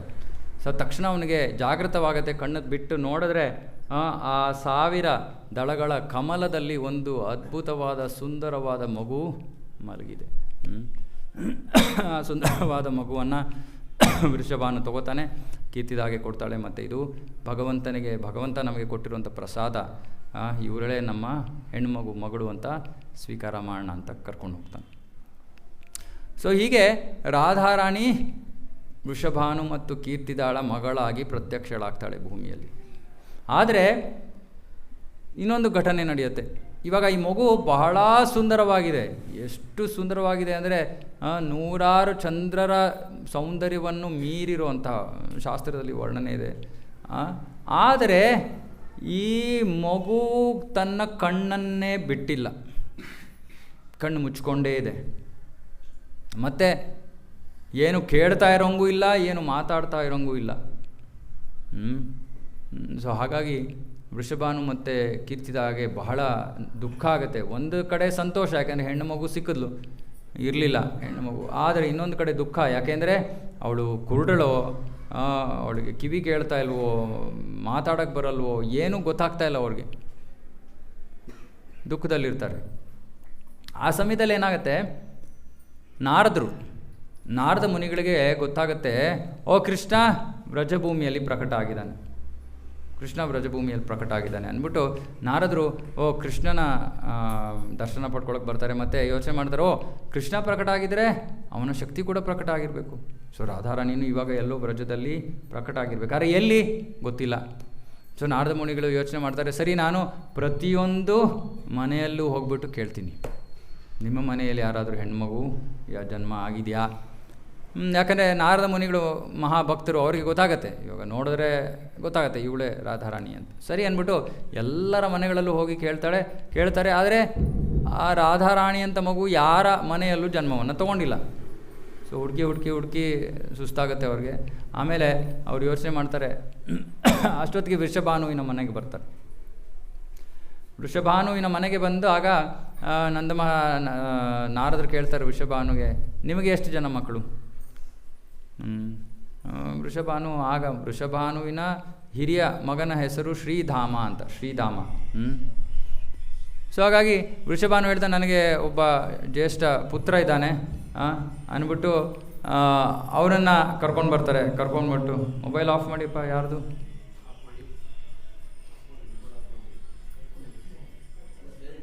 ಓಕೆ, ಸೊ ನನ್ನ ಮಗ ಶ್ರೀಧಾಮ ಇದ್ದಾನೆ, ಸರಿ ಅಂದ್ಬಿಟ್ಟು ಶ್ರೀಧಾಮನನ್ನು ಕರೆಸಿ, ಯಾಕೆಂದರೆ ಸಂತರ ಪಾದಗಳ ಸ್ಪರ್ಶ ಮಾಡಿ ಅವರ ಆಶೀರ್ವಾದವನ್ನು ಪಡ್ಕೊಳ್ಳೋದು ಬಹಳ ಶ್ರೇಷ್ಠವಾದದ್ದು ಅಂದ್ಬಿಟ್ಟು ಶ್ರೀಧಾಮ ಬಂದು ನಾರದರಿಗೆ ನಮಸ್ಕಾರಗಳನ್ನು ಮಾಡಿ ಅವರ ಆಶೀರ್ವಾದವನ್ನು ಪಡ್ಕೋತಾನೆ. ನಾರದರಿಗೆ ದುಃಖ ಆಗ್ತದೆ, ಇದೇನಿದು, ಇಡೀ ವ್ರಜ ಭೂಮಿಯಲ್ಲಿ ನಾನು ಎಲ್ಲರ ಮನೆಗೂ ಹೋದೆ, ರಾಧಾರಾಣಿ ಪ್ರಕಟದ ಆದಂಗಿಲ್ಲ. ಯಾರು ಸಂದೇಹಾಸ್ಪದವಾಗಿ ಕೇಳ್ತಾರೆ ವೃಷಭಾನು, ನಿಮ್ಮ ಮನೆಯಲ್ಲಿ ಹೆಣ್ಮಕ್ಳು ಯಾರಿಲ್ವಾ ಅಂತ. ಆಗ ವೃಷಭಾನು ಹೇಳ್ತಾರೆ, ಹೇಗೆ ಹೇಳೋದು ಅಂತ ನಮಗೆ ಗೊತ್ತಾಗಲಿಲ್ಲ ಮಹರ್ಷಿಗಳೇ, ನಮ್ಮ ಮನೆಯಲ್ಲೂ ಕೂಡ ಒಂದು ಹೆಣ್ಮಗು ಪ್ರಕಟ ಆಗಿದೆ, ಆದರೆ ಈ ಹೆಣ್ಮಗು ಕಣ್ಣು ಬಿಟ್ಟಿಲ್ಲ, ಅದೇನು ಮಾತಾಡ್ತಾ ಇಲ್ಲ, ಅಥವಾ ಅದಕ್ಕೇನು ನಾವು ಮಾತಾಡೋದು ಅದಕ್ಕೆ ಕಿವಿಗೆ ಕೇಳ್ತಾ ಇರೋಂಗಿಲ್ಲ, ಹಾಗಾಗಿ ನಮಗೆ ಅದನ್ನು ನಿಮ್ಮ ಮುಂದೆ ತರೋದಕ್ಕೆ ನಮಗೆ ಸ್ವಲ್ಪ ಅಂಜಿಕೆ ಆಯಿತು ಅಂತ. ತಕ್ಷಣ ನಾರದರಿಗೆ ಆಶ್ಚರ್ಯಚಕಿತರಾಗ್ತಾರೆ. ಏನೋ ಇರಬೇಕು ಇದರಲ್ಲಿ. ಸರಿ, ಆ ಮಗುವಿನ ದರ್ಶನವನ್ನು ನಾವು ಪಡ್ಕೋಬೋದಾ, ನೋಡ್ಬೋದಾ ಅದನ್ನು? ವೃಷಭಾನು ಹೇಳ್ತಾರೆ, ಖಂಡಿತ ಮಹರ್ಷಿಗಳು ನೀವು ಬನ್ನಿ ಅಂದ್ಬಿಟ್ಟು ಕರ್ಕೊಂಡು ಹೋಗ್ಬಿಟ್ಟು ರಾಧಾರಾಣಿ ಆ ಮಗು ಎಲ್ಲಿ ಮಲಗಿತ್ತೋ ಆ ಜಾಗಕ್ಕೆ ಕರ್ಕೊಂಡೋಗಿ ತೋರಿಸ್ತಾರೆ ನಾರದರಿಗೆ. ಆ ಮಗುವನ್ನು ನೋಡಿದ ಕೂಡಲೇ ನಾರದರಿಗೆ ಗೊತ್ತಾಗ್ಬಿಡ್ತು, ಇದೇ ರಾಧಾರಾಣಿ. ಸೊ ಆಗ ಒಂದು ಪರಿಹಾರವನ್ನು ಕೊಡಬೇಕು ಅನ್ನೋ ಉದ್ದೇಶದಿಂದ ನಾರದರು ವೃಷಭಾನು ಹೇಳ್ತಾರೆ, ಸರಿ, ಈ ಮಗು ನಿಮ್ಮ ಮನೆಯಲ್ಲಿ ಪ್ರಕಟ ಆಗಿದೆ, ಅದಕ್ಕೆ ಅವಶ್ಯಕವಾದ ಒಂದು ಸಮಾರಂಭವನ್ನು ನೀವು ನಡೆಸಿದ್ರ? ನಾವು ಸಾಮಾನ್ಯವಾಗಿ ಬರ್ಡೇ ಅಂತ ಕರಿತೀವಲ್ಲ, ಅದನ್ನು ಆ ಥರ ಏನಾದ್ರು ಮಾಡಿದ್ರಾ ನೀವು? ಮಾಡಿಲ್ಲ ಅಂದರೆ ದಯವಿಟ್ಟು ಅದನ್ನು ನಾಳೆನೇ ಏರ್ಪಾಡು ಮಾಡಿ, ಮತ್ತು ಊರಲ್ಲಿರೋ ಎಲ್ಲರನ್ನೂ ಕರೀರಿ, ವಿಶೇಷವಾಗಿ ವಸುದೇವ ನಂದ ಮತ್ತು ಯಶೋದೆಯರನ್ನು ಕರೀರಿ ಅಂತ ಹೇಳಿಬಿಟ್ಟು ನಾರದರು ಅಲ್ಲಿಂದ ಹೊರಟೋಗ್ಬಿಡ್ತಾರೆ. ಸೊ 6ನೇ ದಿನ ವೃಷಭಾನು ಒಂದು ದೊಡ್ಡ ಬರ್ಡೇ ಪಾರ್ಟಿ ಅರೇಂಜ್ ಮಾಡ್ತಾರೆ. ಮತ್ತು ಎಲ್ಲರನ್ನೂ ಕರೀತಾರೆ. ಮತ್ತು ಅವರಿಗೆ ಬಹಳ ಪ್ರಿಯ ಸ್ನೇಹಿತರು ನಂದ ಮತ್ತು ಯಶೋದೆಯರ ಇಬ್ಬರು. ಸೊ ಹಾಗಾಗಿ ನಂದ ಮತ್ತು ಯಶೋಧ ಬರ್ತಾರೆ. ನಂದ ಮತ್ತು ಯಶೋಧ ಬಂದಾಗ ಜೊತೆಗೆ ಯಾರು ಬರ್ತಾರೆ? ಕೃಷ್ಣ ಬರ್ತಾನೆ. ಇವಾಗ ಕೃಷ್ಣನಿಗೆ ಎಷ್ಟು ವಯಸ್ಸಾಗಿತ್ತು ಇಷ್ಟೊತ್ತಿಗೆ? ಕೃಷ್ಣನಿಗೆ 1 ವರ್ಷ ಆಗಿತ್ತು. 1 ವರ್ಷ ಆಗಿತ್ತು. ಸೊ ಕೃಷ್ಣನ ಕರ್ಕೊಂಡು ಬರ್ತಾರೆ. ಪುಟ್ಟ ಮಗು ಇನ್ನು ತೆವಳ್ತಾ ಇದೆ, ನೆಲದ ಮೇಲೆ ನಡೆಯೋಕ್ಕೆ ಬರಲ್ಲ. ಸರಿ, ವೃಷಭಾನು ಮತ್ತು ನಂದ ಮಹಾರಾಜ ತುಂಬ ದಿನಗಳಾದಮೇಲೆ ಭೇಟಿ ಮಾಡ್ತಾ ಇದ್ದಾರೆ. ಸೊ ಅವರು ತಮ್ಮ ಮಾತುಕತೆಯಲ್ಲಿ ತೊಡಗಿದ್ದಾರೆ. ಯಶೋಧ ಮತ್ತು ಕೀರ್ತಿದ ತಮ್ಮ ಮಾತುಕತೆಯಲ್ಲಿ ತೊಡಗಿದ್ದಾರೆ. ಮತ್ತು ಎಲ್ಲರೂ ಬೇಸರವನ್ನು ವ್ಯಕ್ತಪಡಿಸ್ತಾ ಇದ್ದಾರೆ. ಮಗಳು ಇದ್ದಾಳೆ, ಆದರೆ ಅವಳಿಗೆ ಕಂಡುಬಿಟ್ಟಿಲ್ಲ, ಏನೋ ಭಗವಂತನ ಇಚ್ಛೆ, ಭಗವಂತನ ಕೃಪೆಯನ್ನು ಸ್ವೀಕಾರ ಮಾಡಿ ಅದು ಇದು ಮಾತುಗಳು ನಡೀತಾ ಇದೆ. ಕೃಷ್ಣನ ಹಂಗೆ ಬಿಟ್ಟುಬಿಟ್ಟಿದ್ದಾರೆ. ಅವನ ಪಾಡ್ಗೋನೆಲ್ಲೋ ಮಲಗಿದ್ದ. ಆಮೇಲೆ ಏನು ಮಾಡ್ತಾನೆ, ಇವರೆಲ್ಲರ ಗಮನ ಇಲ್ಲದೇ ಇದ್ದಾಗ ಅವನ ಮೇಲೆ ಕೃಷ್ಣ ಏನು ಮಾಡ್ತಾನೆ, ತೆವಳ್ಕೊಂಡು ಹೋಗೋಕ್ಕೆ ಶುರು ಮಾಡ್ತಾನೆ. ಯಾವ ಕಡೆ ಹೋಗ್ತಾ ಇದ್ದಾನೆ? ರಾಧಾರಾಣಿ ಎಲ್ಲಿ ಮಲಗಿದಾಳೋ, ಏನು ಹೇಳ್ತಾರೆ ಅದಕ್ಕೆ? ತೊಟ್ಲು. ಯಾವ ತೊಟ್ಲಲ್ಲಿ ರಾಧಾರಾಣಿ ಮಲಗಿದಾಳೋ ಆ ತೊಟ್ಲಿನ ಕಡೆ ಕೃಷ್ಣ ತೆವಳ್ಕೊಂಡು ಹೋಗ್ತಾ ಇದ್ದಾನೆ. ತೆವಳ್ಕೊಂಡು ಹೋಗ್ತಾನೆ. ಆ ಹತ್ತಿರ ಬಂದ ತಕ್ಷಣ ಅವನೇನು ಮಾಡ್ತಾನೆ, ಆ ತೊಟ್ಲನ್ನು ಒಂದು ಕೈನಲ್ಲಿ ಅದನ್ನು ಹಿಡ್ಕೊಂಡು, ನೀನು 1 ವರ್ಷದ ಮಗು, ಇಲ್ಲಿ ನಡೆಯೋದಕ್ಕೆ ಎಲ್ಲ ಬರುತ್ತೆ, ನಿಂತ್ಕೊಳ್ಳೋಕ್ಕೆ ಎಲ್ಲ ಬರುತ್ತೆ, ಹಿಡ್ಕೊಂಡು ನಿಂತ್ಕೊಳ್ಳೋಕ್ಕೆ ಪ್ರಯತ್ನ ಮಾಡ್ತಾ ಇದ್ದಾನೆ ಕೃಷ್ಣ. ಆ ತಕ್ಷಣ ರಾಧಾರಾಣಿಗೆ ಕೃಷ್ಣನ ಶರೀರದ ಸುವಾಸನೆ ಅವಳ ಮೂಗನ್ನು ಪ್ರವೇಶ ಮಾಡುತ್ತೆ. ಒಂದು ಅಂಗ ಚೇತನವಾಯಿತು, ಮೂಗು ಚೇತನವಾಯಿತು. ಎರಡನೇದು, ಕೃಷ್ಣನ ಕಾಲ್ಗಳಲ್ಲಿದ್ದ ಗೆಜ್ಜೆಯ ಶಬ್ದದಿಂದ ಕಿವಿಯು ಚೇತನಗೊಂಡು. ಇವಾಗ ಉಳಿದಿರೋ ಒಂದು ಅಂಗ ಯಾವುದು? ಕಣ್ಣು. ಕೃಷ್ಣ ತೊಟ್ಟಲನ್ನು ಹಿಡ್ಕೊಂಡು ನಿಂತ ತಕ್ಷಣ ರಾಧಾರಾಣಿಗೆ ಕೃಷ್ಣನ ಮುಖದ ದರ್ಶನವಾಗೋ ಒಂದು ಅವಕಾಶ ಸಿಕ್ತು. ಅದನ್ನು ಗೊತ್ತಾದ ತಕ್ಷಣ ರಾಧಾರಾಣಿ ಏನು ಮಾಡ್ತಾಳೆ, ತನ್ನ ಸುಂದರವಾದ ಕಮಲದ ದಳಗಳಂತಿರುವಂತಹ ಅದ್ಭುತವಾದ ಕಣ್ಣುಗಳನ್ನು ತೆಗೆದು ಕೃಷ್ಣನ ಅದ್ಭುತವಾದ ದರ್ಶನವನ್ನು ಪಡ್ಕೋತಾಳೆ. ಇದಕ್ಕೆ ಕಾರಣ ಇದೆ. ಕೃಷ್ಣ ಈ ಭೌತಿಕ ಜಗತ್ತಿನಲ್ಲಿ ಪ್ರತ್ಯಕ್ಷವಾಗೋ ಸಮಯ ಬಂದಿತ್ತು. ಕೃಷ್ಣ ಆಗ ರಾಧಾರಾಣಿ ಹತ್ರ ಹೋಗಿ ಹೇಳ್ತಾನೆ, ರಾಧಾರಾಣಿ, ಈಗ ಭೂಮಿಗೆ ನಮ್ಮ ಕೆಲಸ ಇದೆ, ಇವಾಗ ಅಲ್ಲಿ ಧರ್ಮ ಸಂಸ್ಥಾಪನೆ ಮಾಡೋದಕ್ಕೆ ನಾವು ಹೋಗಬೇಕು, ನಾನು ಹೋಗಬೇಕು, ನೀನು ದಯವಿಟ್ಟು ನನ್ನ ಜೊತೆ ಬಾ. ಮೊದಲು ಕಂಡೀಷನ್ ರಾಧಾರಾಣಿ ಹೇಳ್ತಾಳೆ, ಇಲ್ಲ, ವೃಂದಾವನ, ಗೋವರ್ಧನ, ಯಮುನಾ ಬಂದರೆ ಮಾತ್ರ ನಾನು ಬರ್ತೀನಿ. ಕೃಷ್ಣ ಹೇಳ್ತಾನೆ, ಆಗಲೇ ಅವರೆಲ್ಲ ಹೊಟ್ಟೋಗ್ಬಿಟ್ಟಿದ್ದಾರೆ, ನೋಡು ಕೆಳಗಡೆ ಭೂಮಿಯಲ್ಲಿ ನಿನಗೆ ನೋಡ್ತಾ ಇದೆಯಲ್ಲ, ಭೌಮ, ಬೃಂದಾವನ, ಗೋವರ್ಧನ, ಯಮುನಾ ಎಲ್ಲರೂ ಇದ್ದಾರೆ, ದಯವಿಟ್ಟು ನೀನು ಬಾ. ಆಗ ರಾಧಾರಾಣಿ ಹೇಳ್ತಾಳೆ, ಸರಿ ಬರ್ತೀನಿ, ಆದರೆ ನನಗೆ ಭೌತಿಕ ಜಗತ್ತಿನಲ್ಲಿ ನಾನು ನೋಡಬೇಕಾಗಿರೋ ಮೊದಲ ದೃಶ್ಯ ನಿನ್ನ ಸುಂದರ ರೂಪ. ಅಲ್ಲಿ ತನಕ ನಾನು ಕಣ್ಬಿಡಲ್ಲ, ನಾನು ಮೂಗಿಯಾಗೆ ಇರ್ತೀನಿ, ನನಗೆ ಕಿವಿ ಕೇಳ್ತಾ ಇಲ್ಲದೆ ಇರೋಂಗೆ ಇರ್ತೀನಿ ನಾನು, ನೀನು ಬಂದಾಗ ಮಾತ್ರ ನಾನು ಕಣ್ಣನ್ನು ಬಿಡ್ತೀನಿ ಅಂತ. ಇದು ರಾಧಾರಾಣಿಯ ಕೃಷ್ಣನ ಮೇಲಿನ ಪ್ರೀತಿ. ಕೃಷ್ಣನಿಲ್ಲದೆ ರಾಧಾರಾಣಿಗೆ ಯಾವ ಅಸ್ತಿತ್ವವಿಲ್ಲ, ರಾಧಾರಾಣಿ ಇಲ್ಲದೆ ಕೃಷ್ಣನಿಗೆ ಯಾವ ಅಸ್ತಿತ್ವ ಇಲ್ಲ. ಇನ್ನು ಒಂದೇ ಒಂದು ವಿಷಯವನ್ನು ನಿರೂಪಣೆ ಮಾಡಿ ನನ್ನ ಪ್ರವಚನವನ್ನು ಮುಗಿಸ್ತೀನಿ. ಇದು ಏನು ಅಂದರೆ, ಸಾಮಾನ್ಯವಾಗಿ ಭೌತಿಕ ಜಗತ್ತಿನಲ್ಲಿ ಜನರಿಗೆ ರಾಧಾರಾಣಿಯ ಬಗ್ಗೆ ಬಹಳ ತಪ್ಪು ಕಲ್ಪನೆಗಳಿವೆ. ರಾಧಾರಾಣಿ ಯಾರೊಂದಿ ಬೇರೆಯವರ ಪತ್ನಿ, ಕೃಷ್ಣ ಸುಮ್ಮನೆ ರಾಧಾರಾಣಿಯ ಜೊತೆ ಚೆಲ್ಲಾಟ ಆಡ್ತಾ ಇದ್ದಾನೆ ಅಂತ ಹೇಳ್ತಾರೆ. ಆದರೆ ಇದು ಸಂಪೂರ್ಣ ತಪ್ಪು. ಇದಕ್ಕೆ ಶಾಸ್ತ್ರದ ಆಧಾರವಿದೆ. ಶಾಸ್ತ್ರದ ಆಧಾರ ಏನು ಅಂದರೆ, ಹೇಗೆ ನಾರಾಯಣ ಮತ್ತು ಲಕ್ಷ್ಮಿ ಶಾಶ್ವತವಾಗಿ ಪತಿ ಪತ್ನಿಯರು ವೈಕುಂಠದಲ್ಲಿ, ಅದೇ ರೀತಿ ಕೃಷ್ಣ ಮತ್ತು ರಾಧಾ ಗೋಲೋಕ ಬೃಂದಾವನದಲ್ಲಿ ಶಾಶ್ವತ ಪತಿ ಪತ್ನಿಯರು. ಓಕೆ, ಸರಳವಾದ ವಿಷಯ. ಇವಾಗ ಗೋಪಿಯರು ಯಾರು ಅಂದರೆ, ರಾಧಾರಾಣಿಯ ಅಸ್ತಿತ್ವ ಕೃಷ್ಣನಿಗೆ ಆನಂದವನ್ನು ಕೊಡೋದು. ಒಬ್ಬಳೇ ಆನಂದವನ್ನು ಕೊಡೋಕ್ಕಾಗಲ್ಲ. ಹಾಗಾಗಿ ರಾಧಾರಾಣಿ ತನ್ನ ಶರೀರದಿಂದ ಹಲವಾರು ರೂಪಗಳನ್ನು ಪ್ರಕಟ ಮಾಡ್ತಾಳೆ. ಆ ರೂಪಗಳು ಗೋಪಿಯರು. ಸೊ ಇವರೆಲ್ಲರ ಉದ್ದೇಶ ಏನು? ಇವರೆಲ್ಲರ ಉದ್ದೇಶ ಕೃಷ್ಣನಿಗೆ ಆನಂದವನ್ನು ಕೊಡೋದು ಅಷ್ಟೇ, ಸೇವೆಯನ್ನು ಮಾಡೋದು. ಇವಾಗ ಇವರ ಭಕ್ತಿ, ಇವರು ಕೃಷ್ಣನಿಗೆ ತೋರ್ತಾ ಇರೋದು ಭಕ್ತಿ. ನಾನು ಹೇಳಿದ್ನಲ್ಲ, ಕೃಷ್ಣನಿಗೆ ಸೇವೆ ಮಾಡಬೇಕು ಅಂದರೆ ಅದನ್ನು ಭಕ್ತಿ ಅಂತ ಕರೀತಾರೆ. ಆ ಭಕ್ತಿಯನ್ನು ಕೃಷ್ಣ ಯಾವಾಗ ಸ್ವೀಕಾರ ಮಾಡ್ತಾನೆ? ಯಾವಾಗ ಅದರಲ್ಲಿ ಪ್ರೀತಿ ಇದೆಯೋ ಆವಾಗ ಮಾತ್ರ ಸ್ವೀಕಾರ ಮಾಡೋದು. ನೀವು ಸುಮ್ಮನೆ ಕೃಷ್ಣ ತೊಗೊಳಪ್ಪ, ಎಲ್ಲ ಮಾಡಿಟ್ಟಿದ್ದೀನಿ ತಗೋ. ಕೃಷ್ಣ ಹೇಳ್ತಾನೆ, ನನಗೇನು ಬೇಕಾಗಿದೆ, ನನಗೇನು ಹೊಟ್ಟೆನ ಹಸಿತಾ ಇದೆ. ಕೃಷ್ಣ ಯಾವಾಗ ಇವೆಲ್ಲ ಮಾಡಿರೋದನ್ನು ಸ್ವೀಕಾರ ಮಾಡ್ತಾನೆ? ಪತ್ರಂ ಪುಷ್ಪಂ ಫಲಂ ತೋಯಂ ಯೋಮೇ ಭಕ್ತಿಯ ಪ್ರಯಚ್ಛತಿ. ಯಾವಾಗ ನಾವು ಭಕ್ತಿಯಿಂದ ಪ್ರೀತಿಯಿಂದ, ಕೃಷ್ಣ ನಿನ್ನ ಸಂತೃಪ್ತಿಗಾಗಿ ನಾನು ಇದನ್ನು ಮಾಡಿದ್ದೀನಿ, ದಯವಿಟ್ಟು ಸ್ವೀಕಾರ ಮಾಡು ಅಂತ ನಾವು ಯಾವಾಗ ಪ್ರಾರ್ಥನಾ ಭಾವದಿಂದ ಅಡುಗೆಯನ್ನು ಮಾಡಿ ಅಡುಗೆಯನ್ನು ಅರ್ಪಣೆಯನ್ನು ಮಾಡ್ತೀವಿ, ಆಗ ಕೃಷ್ಣ ರಾಧಾರಾಣಿಯ ಕಡೆ ತಿರುಗ್ತಾನೆ. ಅದಕ್ಕೆ ನಾವು ನೇರವಾಗಿ ಕೃಷ್ಣನಿಗೆ ನೈವೇದ್ಯವನ್ನು ಮಾಡೋಕ್ಕಾಗಲ್ಲ. ಮೊಟ್ಟ ಮೊದಲಿಗೆ ಯಾರು ದೀಕ್ಷಿತರಾಗಿಲ್ವೋ ಅವರು ಪ್ರಭುಪಾದರಿಗೆ ಇದನ್ನು ಅರ್ಪಿಸ್ತಾರೆ ಮತ್ತು ಹೇಳ್ತಾರೆ, ಪ್ರಭುಪಾದರೆ ನೀವು ಕೃಷ್ಣ ರಾಧಾರಾಣಿಗೆ ಬಹಳ ನಿಕಟರು, ನೀವು ಇದನ್ನು ಅವರಿಗೆ ಅರ್ಪಿಸಿದ್ರೆ ಅವರು ಖಂಡಿತವಾಗಿ ಇದನ್ನು ಕೃಷ್ಣನಿಗೆ ಅರ್ಪಿಸ್ತಾರೆ ಅಂತ. ನಾವು ನೇರವಾಗಿ ಅರ್ಪಣೆ ಮಾಡೋದಕ್ಕಾಗಲ್ಲ.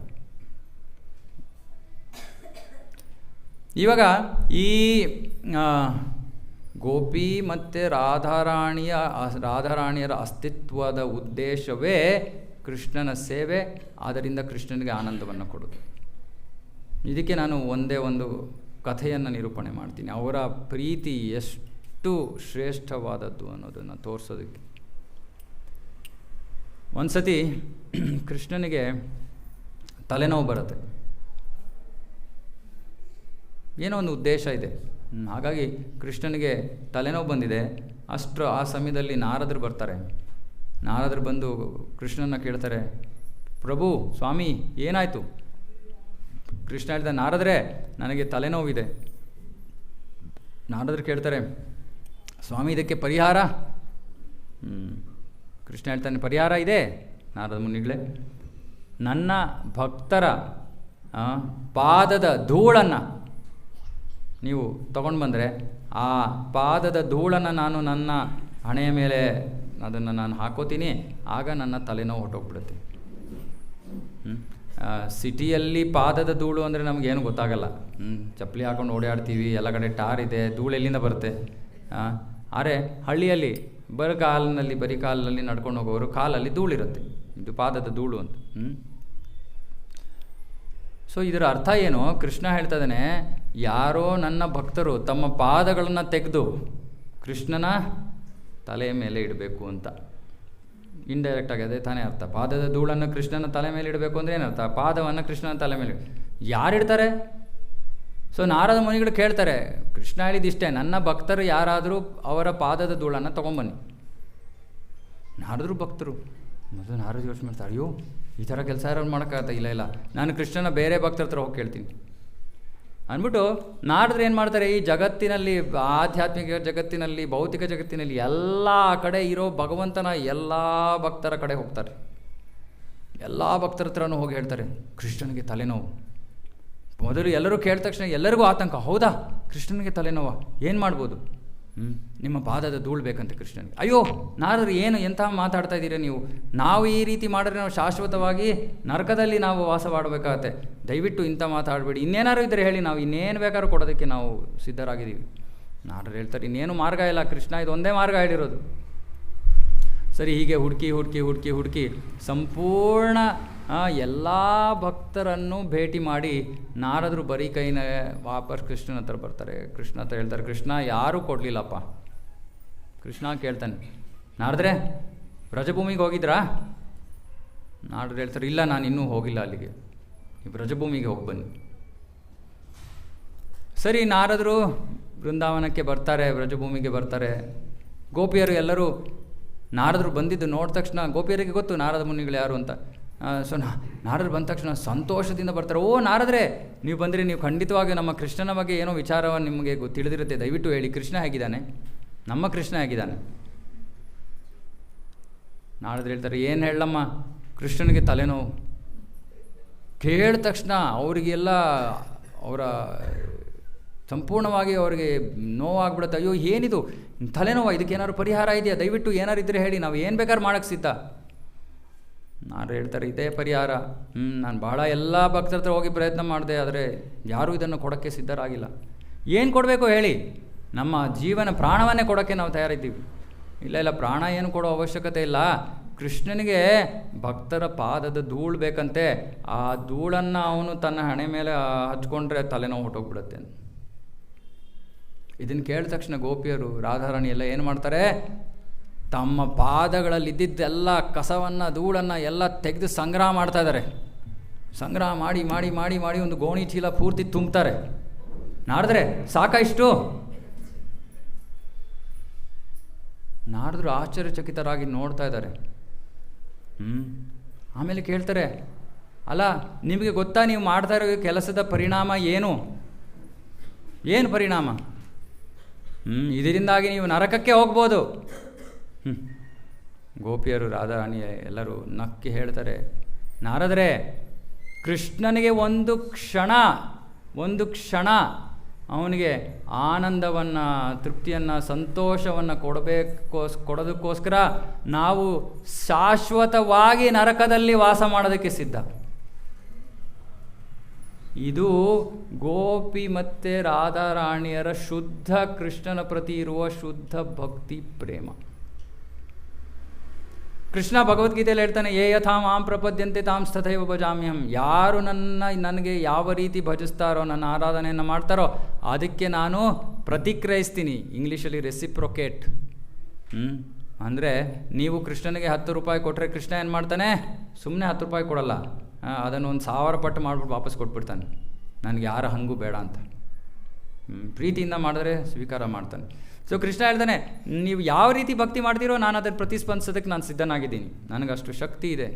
ಆದರೆ ಗೋಪಿಯರು ಮತ್ತು ರಾಧಾರಾಣಿ ಹತ್ರ ಬಂದು ಕೃಷ್ಣ ಹೇಳ್ತಾನೆ, ನಿಮ್ಮ ಪ್ರೀತಿಗೆ ಪ್ರತಿಕ್ರಿಯಿಸೋ ಶಕ್ತಿ ನನ್ನಲ್ಲಿ ಇಲ್ಲ. ನಿಮ್ಮ ಭಕ್ತಿ, ನಿಮ್ಮ ಪ್ರೀತಿ ಅಷ್ಟು ಶ್ರೇಷ್ಠವಾದದ್ದು. ಆ ಶ್ರೇಷ್ಠವಾದ ಭಕ್ತಿಗೆ ನೀವು ಮಾಡ್ತಾ ಇರೋ ಭಕ್ತಿಯಿಂದಲೇ ನೀವೇ ತೃಪ್ತರಾಗಿ, ನಾನು ಅದಕ್ಕೋಸ್ಕರ ಅದಕ್ಕೆ ನಾನು ಪ್ರತಿಸ್ಪಂದಿಸೋ ಶಕ್ತಿ ನನ್ನಲ್ಲಿಲ್ಲ. ಸೊ ಹಾಗಾಗಿ ಈ ಗೋಪಿಯರ ಮತ್ತು ರಾಧಾರಾಣಿಯರ ಭಕ್ತಿ ಸರ್ವಶ್ರೇಷ್ಠವಾದದ್ದು. ಆದರೆ ಈ ಸರ್ವಶ್ರೇಷ್ಠವಾದ ಭಕ್ತಿಯನ್ನು ಅರ್ಥ ಮಾಡ್ಕೊಳ್ಳೋಕ್ಕೆ ಬಹಳ ಪರಿಶುದ್ಧವಾದ ಮನಸ್ಸಿರಬೇಕು. ನಮ್ಮ ಭೌತಿಕ ಕಲ್ಮಶದಿಂದ ತುಂಬಿರೋ ಮನಸ್ಸಿನಿಂದ ನಾವು ಯಾವುದೇ ಒಬ್ಬ ಹುಡುಗಿಯನ್ನು ನೋಡಿದ ತಕ್ಷಣ ನಮ್ಮ ಮನಸ್ಸಿನಲ್ಲಿ ಬರೋದು ಕೇವಲ ಭೋಗದ ಇಚ್ಛೆ ಅಷ್ಟೇ, ಭೋಗದ ಯೋಚನೆ ಅಷ್ಟೇ. ಪರಸ್ಪರ ಅವರು ಯಾರೋ ಈ ಚಿಕ್ಕ ಹುಡುಗಿಯನ್ನು ನೋಡಿದ್ರೆ ಇವರು ಮನೆಯಿಂದ ಓಡಿ ಬಂದಿರಬೇಕು, ಅಥವಾ ತಂದೆ ತಾಯಂದ್ರಿಗೆ ಹೇಳದೆ ಮದುವೆ ಆಗಿರಬೇಕು, ಅಥವಾ ಅಂದರೆ ಇದು ಭೌತಿಕ ಜಗತ್ತಿನ ಕಲ್ಮಶ. ಆದರೆ ರಾಧಾಕೃಷ್ಣರ ಸಂಬಂಧದಲ್ಲಿ ಅಂತ ಯಾವ ತುಚ್ಛ ನೀಚ ಗುಣಲಕ್ಷಣಗಳಿಲ್ಲ. ಯಾಕಂದರೆ ಕೃಷ್ಣನೂ ಪರಮ ಪರಿಶುದ್ಧ, ರಾಧಾರಾಣಿ ಅವನ ಅಂಗವಾಗಿರೋದ್ರಿಂದ, ಅವನ ಶರೀರದಿಂದಲೇ ಪ್ರಕಟ ಆಗಿರೋದ್ರಿಂದ ಅವಳು ಕೂಡ ಪೂರ್ಣ ಪರಿಶುದ್ಧ. ಹಾಗಾಗಿ ಕೃಷ್ಣನನ್ನು ಅರ್ಥ ಮಾಡಿಕೊಳ್ಳೋದೇ ಬಹಳ ಕಠಿಣ. ಇನ್ನು ಕೃಷ್ಣ ಮತ್ತು ರಾಧಾರಾಣಿಯರನ್ನು ಅರ್ಥ ಮಾಡ್ಕೊಳ್ಳೋದು ಇನ್ನೂ ಕಠಿಣ. ಯಾಕೆ? ಭೌತಿಕ ಜಗತ್ತಿನಲ್ಲಿ ರಾಧಾರಾಣಿ ಕೃಷ್ಣನ ಪತ್ನಿ ಅಲ್ಲ. ಭೌತಿಕ ಜಗತ್ತಿನಲ್ಲಿ ಈ ಒಂದು ಇದಕ್ಕೂ ಕೂಡ ಒಂದು ಬಹಳ ಆಳವಾದ ಕಾರಣವಿದೆ. ಆ ಕಾರಣವನ್ನು ನಾನು ವಿವರಿಸಿದ್ರೂ ಕೂಡ ನಿಮಗೆ ಅದು ಅಷ್ಟು ಅರ್ಥ ಆಗೋದಕ್ಕೆ ಅಷ್ಟು ಸುಲಭವಾದದಲ್ಲ. ಮುಂದಿನ ವರ್ಷದಲ್ಲಿ ಪ್ರಾರ್ಥನೆ ಮಾಡೋಣ, ಮುಂದಿನ ವರ್ಷದಲ್ಲಿ ಆ ರಹಸ್ಯವನ್ನು ತಿಳ್ಕೊಳ್ಳೋ ಒಂದು ಪರಿಶುದ್ಧತೆ ನಮಗೆ ಕೊಡಿ ಅಂತ ನಾವು ಭಗವಂತನಲ್ಲಿ ನೀವೆಲ್ಲರೂ ಪ್ರಾರ್ಥನೆ ಮಾಡಿ. ಯಾಕಂದರೆ ಆ ಒಂದು ವಿಷಯವನ್ನು ಕೇಳಿ ಹೆಚ್ಚು ಕಡಿಮೆ ನಮ್ಗೆ ತಲೆ ಕೆಟ್ಟೋಗ್ಬಿಡುತ್ತೆ. ಸೊ ಅದು ಎಲ್ಲರಿಗೂ ಬಹಿರಂಗ ಮಾಡುವಂಥ ಸತ್ಯವೂ ಇಲ್ಲ. ಆದರೆ ಇಷ್ಟೇ ಅರ್ಥ ಮಾಡ್ಕೊಳ್ಳಿ, ಭಗವಂತ ರಾಧಾ ಮತ್ತು ಕೃಷ್ಣ ಆಧ್ಯಾತ್ಮಿಕ ಜಗತ್ತಿನಲ್ಲಿ ಶಾಶ್ವತವಾಗಿ ಪತಿ ಪತ್ನಿಯರು. ಅವರು ಇಲ್ಲಿ ಬಂದಾಗ ಲೀಲೆಯ ಉದ್ದೇಶದಿಂದ, ಯಾವುದೋ ಕಾರಣದಿಂದ ಬಾಹ್ಯವಾಗಿ ಜನರ ದೃಷ್ಟಿಯಲ್ಲಿ ಅವರು ಪತಿ ಪತ್ನಿಯರಲ್ಲ. ಈ ಒಂದು ಗೊಂದಲದಿಂದ ಜನರಿಗೆ ಬಹಳ ಕೃಷ್ಣ ರಾಧೆಯರನ್ನು ಅರ್ಥ ಮಾಡ್ಕೊಳ್ಳೋದ್ರಲ್ಲಿ ಅಪಾರ್ಥ ಮಾಡ್ಕೋತಾರೆ ಸಾಮಾನ್ಯವಾಗಿ. ಆದರೆ ಇಷ್ಟೇ ಅರ್ಥ ಮಾಡ್ಕೊಳ್ಳಿ, ಅವರು ಶಾಶ್ವತವಾಗಿ ಪತಿ ಪತ್ನಿಯರು. ನಮಗೆ ಅದು ಅರ್ಥ ಆಗುತ್ತೋ ಬಿಡುತ್ತೋ ಅದು ನಮ್ಮ ಅಪರಿಪೂರ್ಣತೆ ಅಷ್ಟೇ, ನಮ್ಮ ಇಂಪರ್ಫೆಕ್ಷನ್. ಆದರೆ ರಾಧಾಕೃಷ್ಣರ ಸಂಬಂಧದಲ್ಲಿ ಯಾವ ತಪ್ಪು ಇಲ್ಲ, ಯಾವ ಅಧರ್ಮವೂ ಇಲ್ಲ. ಮತ್ತು ಕೃಷ್ಣನ ತನಕ ನಾವು ತಲುಪಬೇಕು ಅಂದರೆ ರಾಧಾರಾಣಿಯ ಕೃಪೆ ಇಲ್ಲದೆ ಅದು ಸಾಧ್ಯವೇ ಇಲ್ಲ. ಬಲರಾಮ ಪೂರ್ಣಿಮೆ ದಿನಾನೂ ನಾನು ಹೇಳಿದೆ, ಕೃಷ್ಣನ ತನಕ ಹೋಗ್ಬೇಕಂದ್ರೆ ನಮಗೆ ಬಲರಾಮನ ಕೃಪೆ ಬೇಕು ಅಂತ. ಸೊ ಬಲರಾಮ ಮತ್ತು ರಾಧಾರಾಣಿ ಇಬ್ಬರ ಕೃಪೆ ಇದ್ರೇ ನಾವು ಕೃಷ್ಣನ ತನಕ ಹೋಗೋಕ್ಕಾಗೋದು. ಈ ಇಬ್ಬರ ಶಕ್ತಿಗಳು ಆಧ್ಯಾತ್ಮಿಕ ಗುರುಗಳ ಮುಖೇನ ನಮಗೆ ಲಭ್ಯವಾಗುತ್ತೆ. ಹಾಗಾಗಿ ಆಧ್ಯಾತ್ಮಿಕ ಜೀವನದಲ್ಲಿ ಕೃಷ್ಣನನ್ನು ಪಡ್ಕೋಬೇಕು ಅಂತ ಬಹಳ ಗಂಭೀರವಾಗಿರುವಂಥ ಭಕ್ತರು ದೀಕ್ಷೆ ಅನ್ನೋದನ್ನು, ಅಧಿಕೃತ ವೈಷ್ಣವ ಪರಂಪರೆಯಲ್ಲಿ ದೀಕ್ಷೆಯನ್ನು ಪಡ್ಕೋಬೇಕು. ಗುರುಗಳ ಮುಖೇನ ಮಾತ್ರ ನಮಗೆ ರಾಧಾರಾಣಿ ಮತ್ತು ಬಲರಾಮನ ಕೃಪೆ ಲಭ್ಯವಾಗುತ್ತೆ. ಆ ಕೃಪೆಯ ಮುಖೇನ ನಾವು ಕೃಷ್ಣನನ್ನು ಪಡ್ಕೊಳ್ಳೋಕ್ಕೆ ಸಾಧ್ಯವಾಗುತ್ತೆ. ಓಕೆನಾ? ಸೊ ಹಾಗಾಗಿ ಇದು ರಾಧಾಷ್ಟಮಿಯ ಮಹತ್ವ. ನಮ್ಮ ಭಕ್ತಿಯ ಜೀವನವೇ ರಾಧಾರಾಣಿ. ನಮ್ಮ ಭಕ್ತಿಯ ಜೀವನದಲ್ಲಿ ನಾವು ಆನಂದವನ್ನು ಅನುಭವಿಸ್ತಾ ಇರೋದು ರಾಧಾರಾಣಿಯ ಕೃಪೆ. ಭಕ್ತರ ಪೋಷಣೆ ರಾಧಾರಾಣಿ.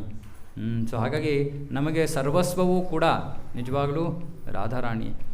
ಹಾಗಾಗಿ ನಮಗೆ ಯಾವಾಗಲಾದರೂ ಏನಾದರೂ ಭಕ್ತರು ನಮ್ಮನ್ನು ಕರೆದ್ಬಿಟ್ಟು ಏನಾದರೂ ಒಂದು ಸೇವೆಯನ್ನು ಕೊಟ್ಟರೆ ಆ ಸೇವೆ ಅರ್ಥ ಮಾಡ್ಕೊಳ್ಳಿ, ಆ ಸೇವೆ ನೇರವಾಗಿ ರಾಧಾರಾಣಿಯಿಂದ ಬರ್ತಾ ಇದೆ. ನಿರಾಕರಿಸಬೇಡಿ. ಇಲ್ಲ ನಾನು ಮಾಡಲ್ಲ ಅಂದರೆ ನಾವು ಪರೋಕ್ಷವಾಗಿ ಹೇಳ್ತಾ ಇದ್ದೀವಿ, ಆ ರಾಧಾರಾಣಿ ನಿನ್ನ ಕೃಪೆ ನನಗೆ ಬೇಡ. ರಾಧಾರಾಣಿಯ ಕೃಪೆ ಇಲ್ಲದೆ ಇದ್ದರೆ ನಮಗೆ ಕೃಷ್ಣನ ಕೃಪೆ ಸಿಗೋದು ಸಾಧ್ಯತೆಯೇ ಇಲ್ಲ.